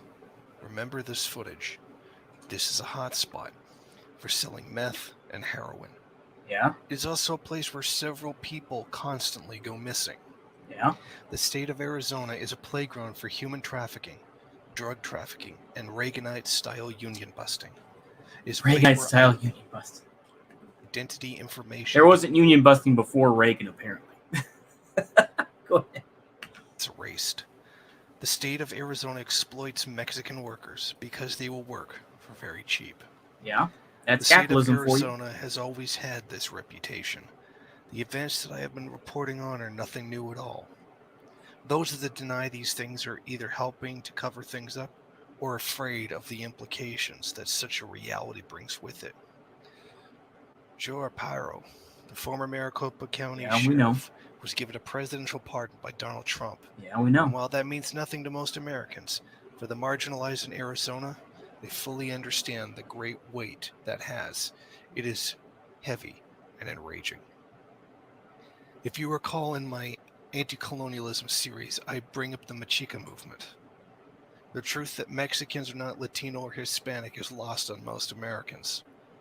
The hidden reality that European citizens of Mexico are not Mexicans but settlers is lost on most Americans. Mm-hmm. Yeah. And it is likely to stay that way. These are not issues that can be just swept under the rug. To see communists pushing back against all this explains why the Mexica movement rejects Marxism. Why should they care about an ideology that they have come to conclude is against their struggles? Okay, hold on. Let me tell you about the history of Antifa. Antifa was, okay, this is some Spurgy shit. Okay. Antifa was originally called Anti-Fascist Action.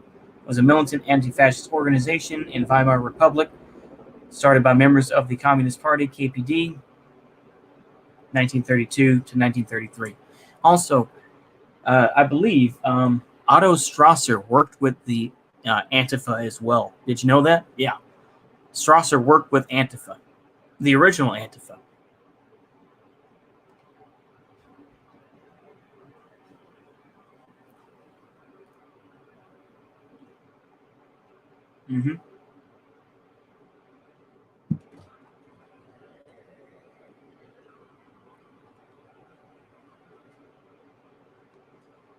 He was primarily active as the KPD campaign during the 1932 German federal elections and was described by the KPD as a Red United Front under the leadership of the only anti-fascist party, the KPD.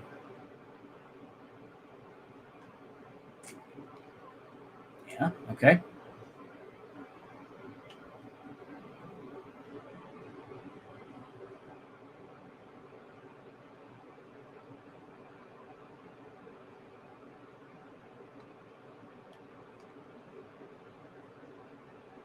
Haha, hilarious.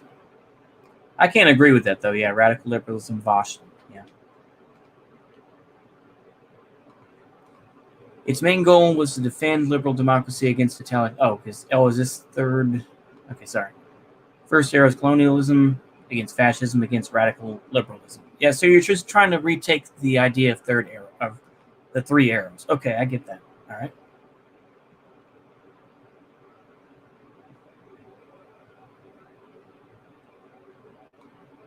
Okay, what's this crap?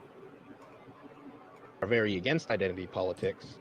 It's not that they are really against any real issue of. We don't care about Chapo Trap House. We don't care about them. Go ahead. I was wrong. The more I talk about the very issue that I brought up in this video, the more hate seems to be pushed, not just on me, but on those I'm trying to help. It is time we Euro-Canadians, Euro-Americans unpack our whiteness. To refuse to do so is counter-revolutionary. And this right here is probably the most obnoxious thing about this entire discourse. The being mean to white people implies white genocide. Before this, because I know what's in my heart, and we don't care about. I've seen this clip 1,000 times. We don't care. Stop it.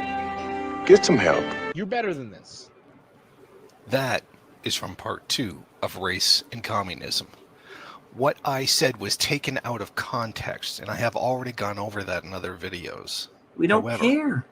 It is true that what non-whites mean when they say these things, that the aim is not some white genocide. It is not okay to be white. White identity is artificial and colonial. We can trace much of it back to anti-Semitism and the Spanish Inquisition. I suggest. But what's blackness? You notice that he always says that, well, white isn't a thing. Okay, well then define blackness. Then. Define Jewishness then. Define those terms in any realistic way, please. Because if I said, oh well, does blackness mean that, it means Kemet and the idea that they created white people on the island of Patmos or something like that? Is that the origin of blackness? Yes. Dinner's ready when you want. Okay, let's go ahead. Let me. I'm gonna take a short little break here. Let me go ahead and play. I'm gonna play something. I'm gonna play some. I'm gonna play some other music. How about that?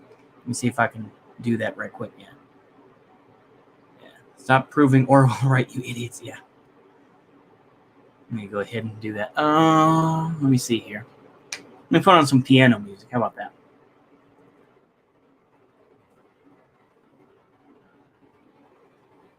I can't spell worth a damn, can I? Okay. Music. Okay. Let's see here. Sorry for the copyright strike I'll probably get for this, but we'll go ahead and do this just for a moment. Just let it roll,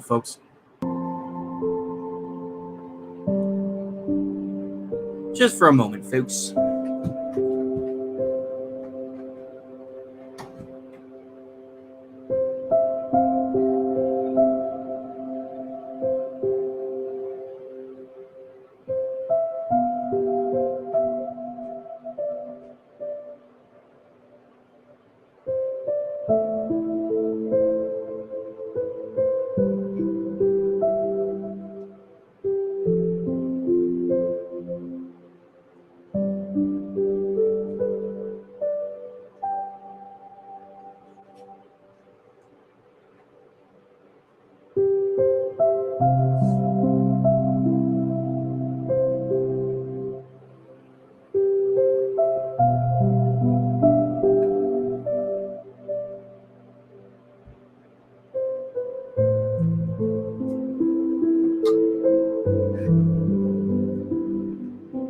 Okay, that was quick.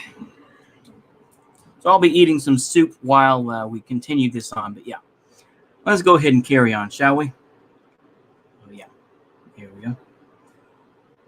There we go. Yep. Why is everyone Arab? Yeah, that is interesting. Yeah.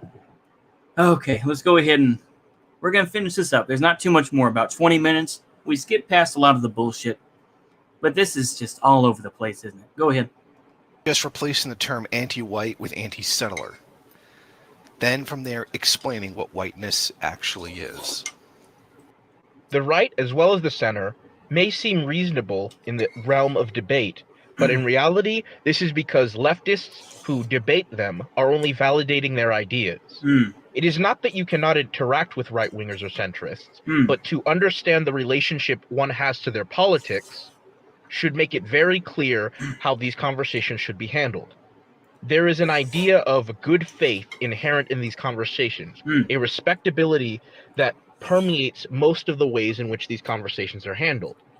However, for people who identify as leftists, and especially those who call themselves communists, it must be evidently clear that these ideologies are not based on good faith, but are holistically bad faith positions. There is no interest in trying to debate these people as if there is something reasonable that can be discussed. Their ideology, especially that of someone like Richard Spencer, is genocidal and thus is not reasonable. At the end of the day, he's been banned from most campuses. Why do you keep bringing people like him up? Why do you? The thing is, it's ridiculous to me where he says anti-whiteness supports is boldening to white identity. The fact that you keep on bringing up people that are irrelevant, like Richard Spencer, proves that he still lives in your head rent-free. So why even mention him? this kind of behavior legitimizes the right by giving it something they can relate their ideas off of. And given the nature of what is to transpire, this is... Okay, what if it is right-wing at this point? I'm dead serious. It's like, if you think the conservatives, the right-wing libertarians, all these varied groups are all just aligned, it's just retarded. That's not true at all. Go ahead. Only a greater demonstration of how people who just want to be online and debate people based on their different political interests are not interested in doing the real work of seizing real-world material interests for the left and for a political movement that is interested in a real revolution. That is from Race and Communism, Part 3. Part 3 holds the most weight. Why couldn't I have met Deadman before all this? I have publicly made it clear that I respect Deadman. But you know what? I actually kind of like him. He has a lot to say, and my audience should subscribe to him. We don't care. There are several inspirations that formed PSFM. There was a lot, but we had to narrow it down to 3 people: Nasser, Gaddafi, and Chavez. From Nasser, we learned what patriotic anti-imperial really is. Nasser. From Gaddafi, we have our first outline at what the endgame of the world socialist revolution would look like. And if we prevail, it'd be an end or a compromise to the debate between Marxists and anarchists. From Chavez, though, we have a basic blueprint from what transitions from capitalism to socialism. These 3 men had errors in their ideas. which we sought to correct. It is very important not to get that confused. We oppose Bothism as treat the same as Nazboth theory. At the same See, there's the problem right there. We like Nasser, but we don't like Bothism because it's Nazboth. It's so evil. Go ahead. same time, we give critical support to Assad in Syria for anti-imperialist reasons. Okay, once again, crappy hip-hop music. Okay. Rainbow Coalition was a multicultural movement founded in, Fred Hampton of the Black Panther Party, along with William Preacherman Fesperman of the Young Patriots Organization and Jose Chacha Jimenez of the Young Lords. He was the first of several 20th century black-led organizations to use the Rainbow Coalition concept. Okay.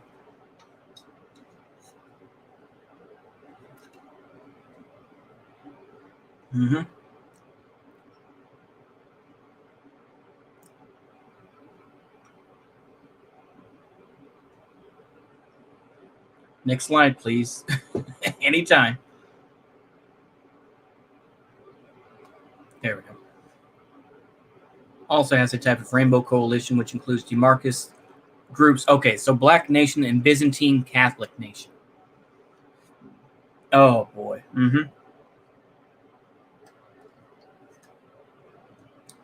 Naysayers try to say that the Rainbow Coalition failed, but this is not an honest statement. It was sabotaged by COINTELPRO. That's cope. I'm sorry, that's the definition of cope. It's like, well, it got sabotaged by COINTELPRO. You know? So, I mean, don't allow yourself to have feds in, you know? I don't know.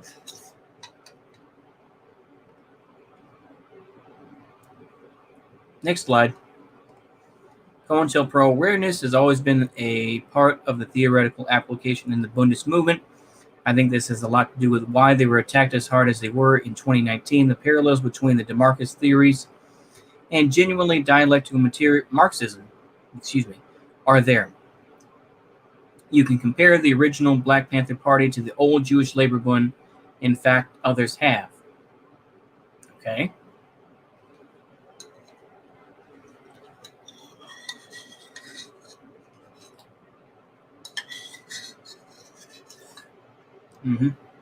Next slide, please.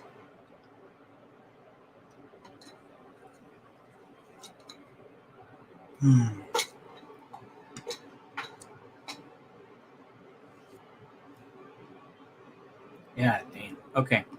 Because of Stalin worshippers of the North. Oh boy. There's a very interesting line here. Once again, it's like if you support Stalin, then you must be, I guess, part of the religion of Marxist-Leninism, according to Jason here. Because of Stalin worshippers of North American ML variety, such comparisons have quickly been disregarded. The Rainbow Coalition of Fred Hampton was carrying out national cultural autonomy. To reject these comparisons and the many more comparisons that show validation to these notions is idealism and anti-materialism.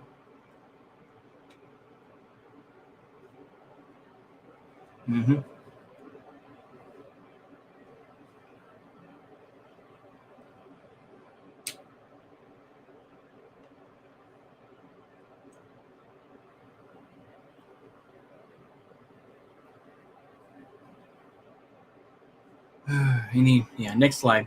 I'll do it myself. Okay. In Mao's China, it was the peasants that formed the bedrock of the revolution. If you could even pull off a revolution in the first world, the bedrock of that unlikely revolution would be the lumpen proletariat. Once again, lumpen proletariat would be loyal to their gang leaders and everything else. So it's nice to say, oh, well, if the lumpen proletariat did it, then...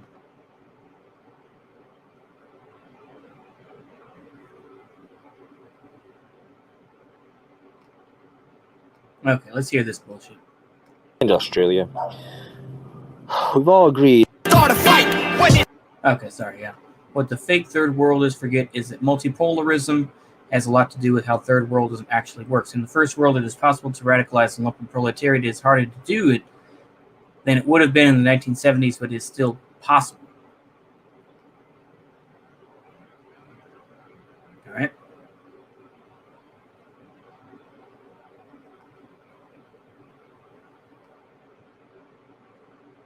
Okay, sorry. There we go. Let's just do that. Australia. We've all agreed and not agreed on completely how to decolonize all our occupied spaces and our brothers and sisters. But PSFM does have a plan. One thing we've noticed is the failure to listen to each other was the downfall of our peoples. Aiding each other, listening, giving up the old secrets and times of ancient, rivalries and everything. The time has passed because we're all under assimilation. We're under colonization, and we need to get out of this. This is PSFM okay. has So a this is when I was talking with Dark Sonovi, and he said assimilation is bad. This and that. It's like, bro, you would. Once again, it's like we're all under assimilation. It's like you would be assimilating people into your culture if you actually took over. So it's like, it's a double-edged sword, bro. I don't get this. Go ahead. plan and a strategy. And with this is why I joined. I am comrade number 3, wishing solidarity to many of those who are unheard, those who are ignored, those who are a victim of political and social victims and crimes that should not be committed. You are heard. Voice your opinions. This work was made by myself and comrade number 3 of the Navajo Nation. I want to thank Deadman Animations for his contributions to our video. I hope that you and I will work together in the future, and I wanted to say how grateful I am to Deadman for at least trying to reach me in such good faith. What I can say, you made an impact. To obnoxious anarchist, there are several reasons why we Marxists are so authoritarian, but a third worldist like myself can recognize your statements. We have a bureaucracy issue in our history, and we still have a demagoguery issue that we need to move past. What I really want is to be on a string with obnoxious anarchists. I would like to discuss the Maoist street code. It would help build bridges. We need to form necessary united fronts against fascism, colonialism, and imperialism. This documentary will now close with an unscripted prayer to the world by comrade number 3. My friends and my family, the people of the world. I have walked among you, and you've walked among I. We see each other face to face every day, but we don't engage. We're not a people anymore as we become a person. This goes out to my tribe and other tribes, as well as people that are unheard, that feel alone. We have become selfish and greedy in a time of need, in a time where we need peace, love, and an actual community. We are isolated ourselves because of this fear. Many things aspire to what put us in this rut, and we keep digging this grave deeper and deeper because we don't talk. We're jealous of each other because one has a better house than the other, one has a job and one doesn't. We treat each other like shit, so we make each other feel better. When we're in time of need, we should at least be helping each other. Your leaders now aren't listening. Talk to your neighbor, talk to your friends, start that community, because if one thing fails, you have someone on your side. People are not as dangerous. And MLs are the religion. Exactly. Yeah. Rapping is consequence. Yeah, exactly. Lumpins are very vocal, though they have been put on pedestal by the upper class. Exactly. Yeah. This is what happens into Yeah. I think this is what happens when you lack a GF for 10 years. Yeah. Dangerous as you are, because what makes it everything so much worse is how we look at each other. We listen to someone on TV before we tell someone that was actually there.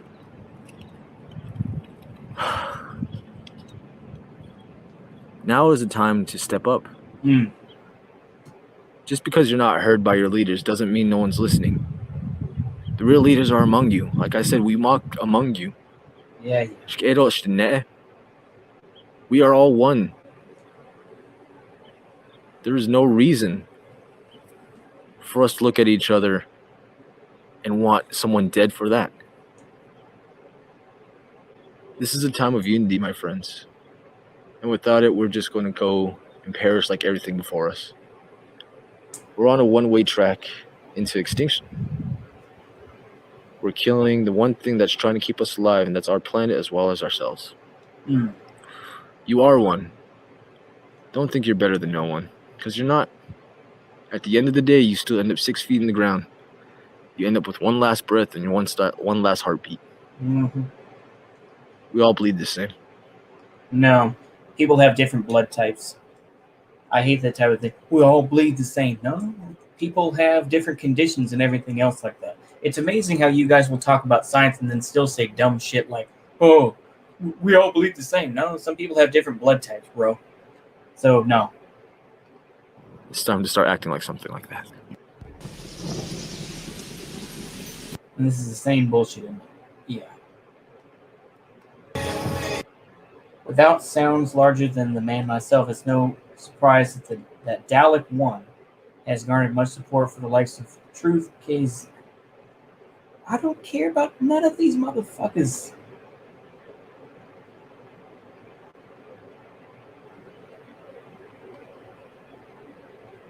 Freelander Peltier, we don't care. Okay, that was just a whole lot of fake walk. Oh, man. Okay. So there we go. That went for about 2 hours. 2 hours and 22 minutes, which is longer than, well, it's about what I expected. But yeah, that was a wild documentary. Yeah.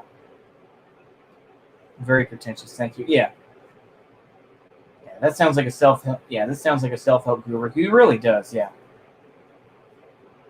Buy my book.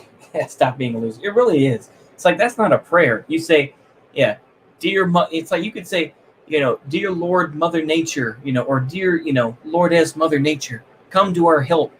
Something like that. But yeah. Why should I support them? Exactly, yeah. Lumpen proletariat and ruling class both rot their own country and nation and are both parasites of the average common people. Yeah, exactly. Yeah, I can't really. So Sour to Red podcast channel. Okay. Disappointed with Unruhe. Definitely. I mean, this is just, like I say, it's one of those, it's such a schizo sort of idea that a lot of people can't really get behind it. Let's go ahead and decompress a little bit with an actual spur. Yeah. We can watch that Neo Longus, no problem. Hey, Imperial Renaissance here. Let me see here. Do I have the sound? Okay, yeah, turn it up. Sorry for the sorry for the blowing out your eardrums there, folks. Sorry. Let me go ahead and do that. Okay. We'll go ahead and let's go ahead and get into this. Yeah. He will make his shit documentary, but not the same vid on the Great Reset. Exactly, yeah. I can defend the idea of confederalism, say that time, but not the Confederacy. Yeah. Here we go. Well, for this video, I'm going to be arguing for the Confederacy. Mm. Now, when I say the Confederacy, I'm talking about the Confederate States of America. Yeah, we know. CSA. Uh-huh. This, as some of you have pointed out, you find it strange that me, an imperialist, would back a Confederate-style movement. Yeah.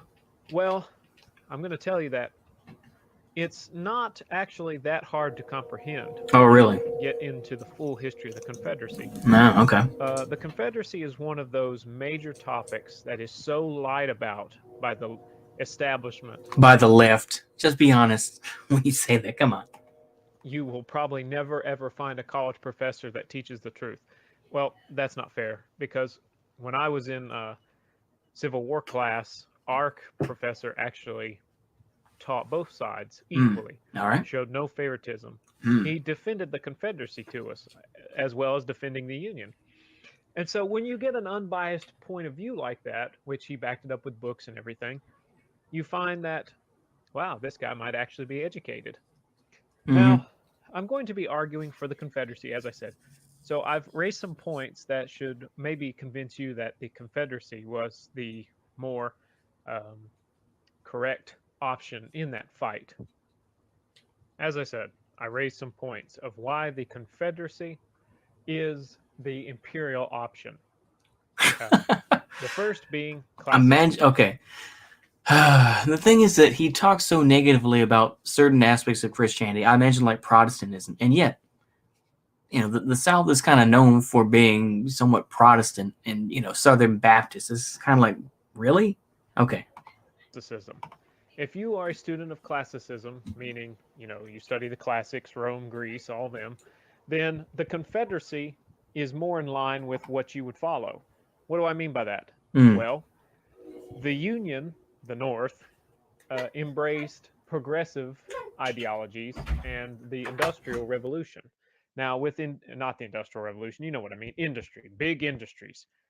So, with this progressive ideology mixed with the air quotes progressive industry ideology, they viewed the classics as, archaic, old, not really needed. And so schools didn't really put an emphasis on right it. now. Well, So he can't get Southern out. schools Come on. taught classicism to the end. Classicist studies were very important to the Get behind him, Confederates, make it come. like Come Stonewall here. Jackson, Chase him Robert in E. here. Lee, and all the rest. Rome and Greece and the lessons that they taught were Come on. in the Let's minds go. of these men. Come on. So Let's go. you, as a Close the student door of now. classicism, Your door. would be Yes. more How about close that door? welcomed in the Confederacy than the North. All right. Stonewall Jackson compared his bayonets to the Roman Okay. phalanx Sorry, y'all had to hear that. and stuff like that. Oh well. So All right. if you like Rome, if you like Greece, go the Confederacy route. That was not the quick. North. He didn't The go North probably. rejected Yeah, I the know it's traditions too of the cold for past him. I know. Did you wanted get a to listen sandwich? to the air quotes, No, new thank you. future. Yeah, well, didn't want it's one. there for So you. Okay. You said you I gave would me. also Never mind. argue All right. from the point of not All just European classicism, but American classicism. Hmm. If you study, you can find that the Confederacy sought to preserve more of the traditional American classicism. When America was first founded, it was the Confederates that were carrying on the tradition, not the North. Hmm. So that's something to think about. If you're a classicist American, you care about how it was founded and you care about the tradition in which America was founded, Hmm. then you're going to find it in the South, not the North. No. No, once again, is the South was built on more of a Protestant idea. They were, they created their own thing. To say that it's classicist, no. Just no. My next point that I will be arguing for Getting the mocked by the Confederacy dog, yeah. is the Christian movement. Well, as you all know, the imperial faith, Well, my so can imperial we- yeah. movement, is a Christian movement. Duh, obviously, but it's in the same tradition as the Confederacy, because unlike the North, the Confederacy was obsessed with making sure that Jesus was at the forefront of the movement. This is a Christian movement. The Confederacy is God's army. If you No. watched my Stonewall Jackson video, you know that Stonewall Jackson wanted the Confederate Army to be an army of God. Religion was extremely important to these men. Well, most of them, not all of them, but the dominant majority. Oh, are you serious, bro? Go ahead. And I'm not saying that the North was a bunch of godless animals. No, not at all. The North had just as many Christians as the South, but the North did not put such a strong emphasis on this is a Christian thing than the South. The South, they wanted everyone to know that Jesus was at their forefront. Now, obviously, it wasn't God's will that the Confederacy win, or they would have. Abolitionists, but, Republicans also will put religion first. Yeah. That is open to a lot of debate. It's my belief that the Confederacy didn't win because Jesus needed America united. Oh, are you serious, dude? Are you serious? If the Confederate stuff was to happen again, they might win this time, because personally, I don't see how America being united can do anyone any good anymore. So a divided United States might be what we need right now. Actually, I know it's exactly what we need. The conservatives need to just secede and let the left have their half of the country, let the right have theirs. Obviously. That's so ignorant. That's such an ignorant point of view. To think that, well, it'll just be the left and right. It's like, imagine thinking that left and right, they would just get two halves of the country and that'd be it. That would not happen in any lifetime. Anybody with half a brain knows that. Come on. Dirtier than that, but that's not what we're arguing about. So again, the Confederacy was a Christian movement. The only reason they didn't succeed was because God wanted America whole, and that's what the Union was going to do. Now, aside from being a Christian movement, a strong Christian movement, some of you have argued, how can an imperialist back a Confederate ideology? Yeah. Well, it's simple. There were plenty of imperials in the Confederacy. A Really? lot of people don't know this, but did you know the Confederacy had plans to build an empire? Yeah, we knew that. Beat the Down in North. South America. Yeah.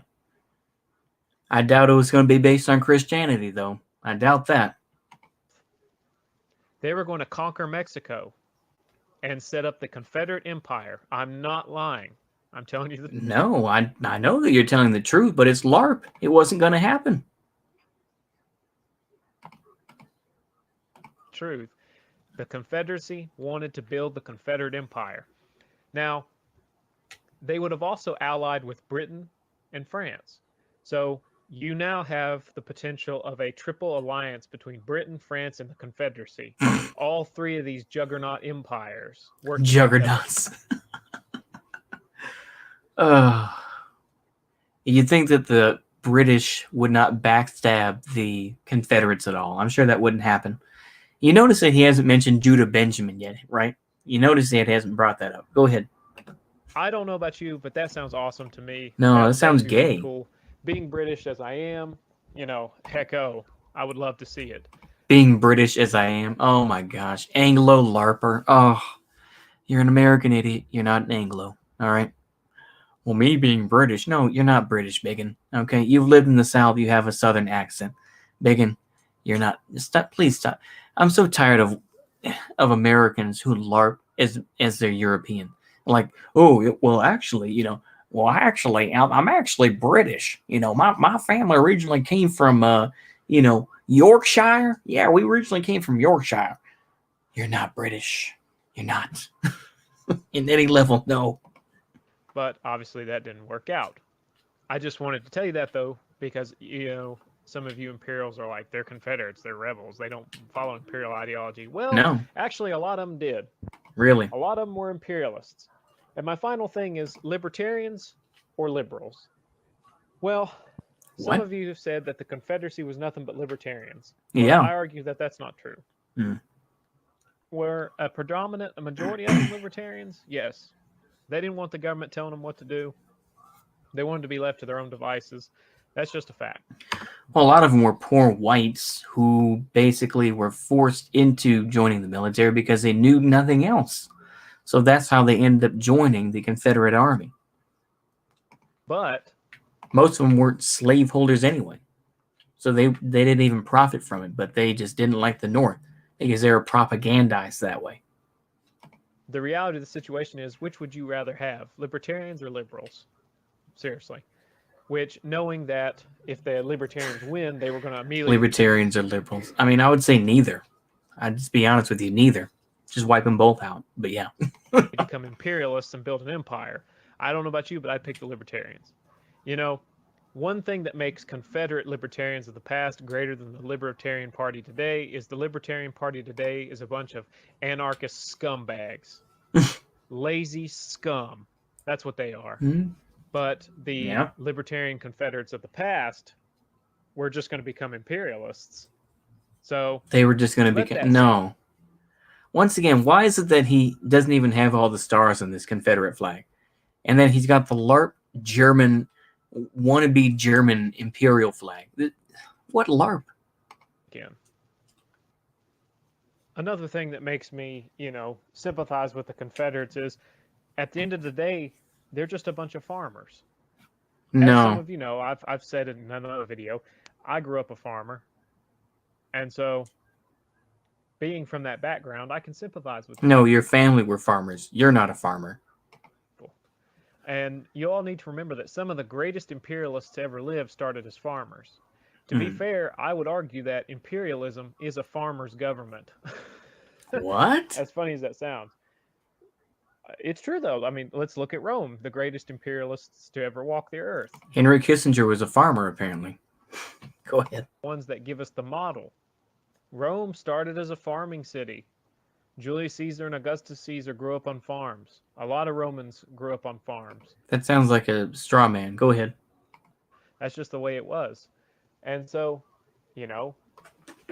I've found that farmers usually have the greatest advice on government, religion, and other such stuff.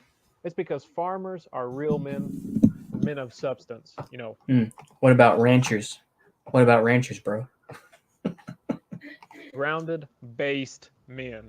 That's farmers, ranchers, and stuff like that. Oh, okay. I see. Now he's being slick. Go ahead.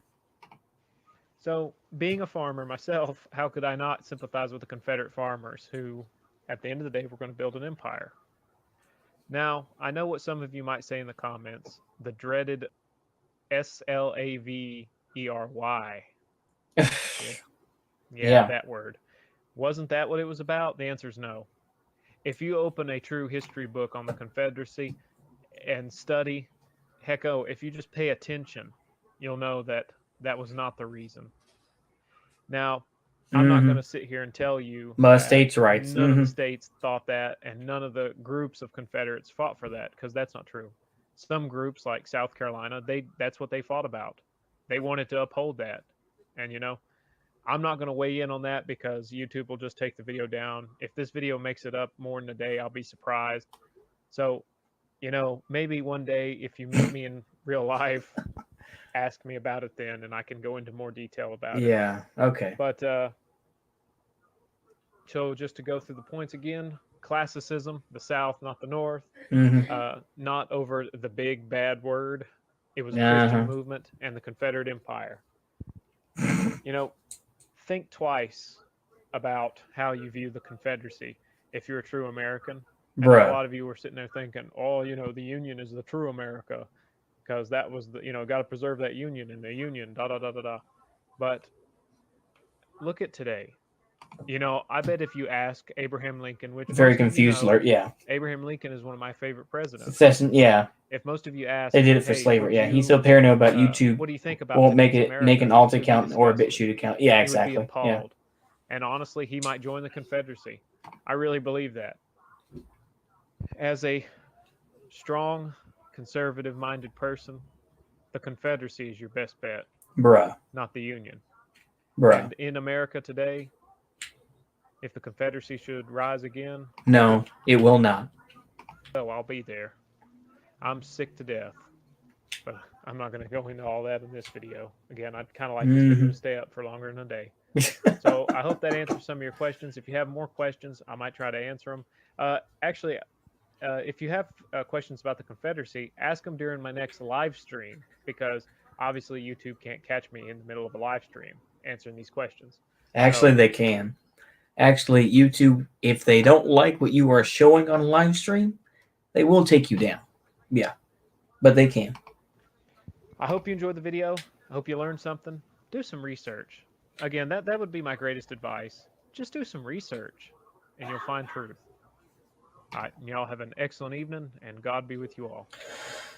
Wow. Okay. Well, there we go, ladies and gentlemen. Oh, so hopefully, I will end it with this. We went through a lot, didn't we? We went through a whole journey going through that stream, or going through Jason Unruhe's documentary.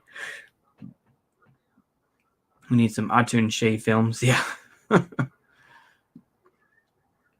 He used social democracy and paternal conservatism. Just saw a comment. Oh, okay. You're talking about Huey Long. Yeah. Oh my gosh. That was just so much cringe. Is get off the internet. Yeah, it really is. It really is the lesson. Or at least not be so spurgy about who you talk to on the internet. I'll put it that way. But we went through a journey, didn't we? Looking through those videos. So, but yeah, I do want to make sure here is that I'm going to try to hopefully debate with Superpower Broadcasting on the 3rd, on January 3rd, hopefully. And like I say, I will probably post a link in a short little video so that y'all can go over there. But yeah, like I say, just leave his audience alone, or don't try to bag on him too hard. But yeah, I think I'm even gonna be bold and have him bring in his other friends. Bring in McCarthyism and Net 7 and Spooky and whatnot. And they can ask me questions too. Why not? So yeah, I may be bold and do that. But yeah, like I say, it's gonna be January 3rd. At least that's what I told him that we would do. But let me see here if he gave. Well, let me see here. I'm gonna be stupid and do this, but yeah, I'll go ahead and take a look at take a look at the DMs. There's nothing really bad in there. Let me see here. Nope, no DM message, no DM message. So apparently, nothing yet, but we'll see. Yeah. We'll look at it at the next stream, Neil August. Just you can just send me there. Yeah. He live streams. Yeah. Oh yeah. He does. Yeah. But yeah, I think I'll keep it there, though. I appreciate y'all joining this stream. I was going to start yesterday, but apparently I'm going to have to go somewhere tomorrow. So yeah. But anyway, I hope y'all enjoyed that. See you later. I'll go ahead and play an outro. Why not? Since I played the intro. There.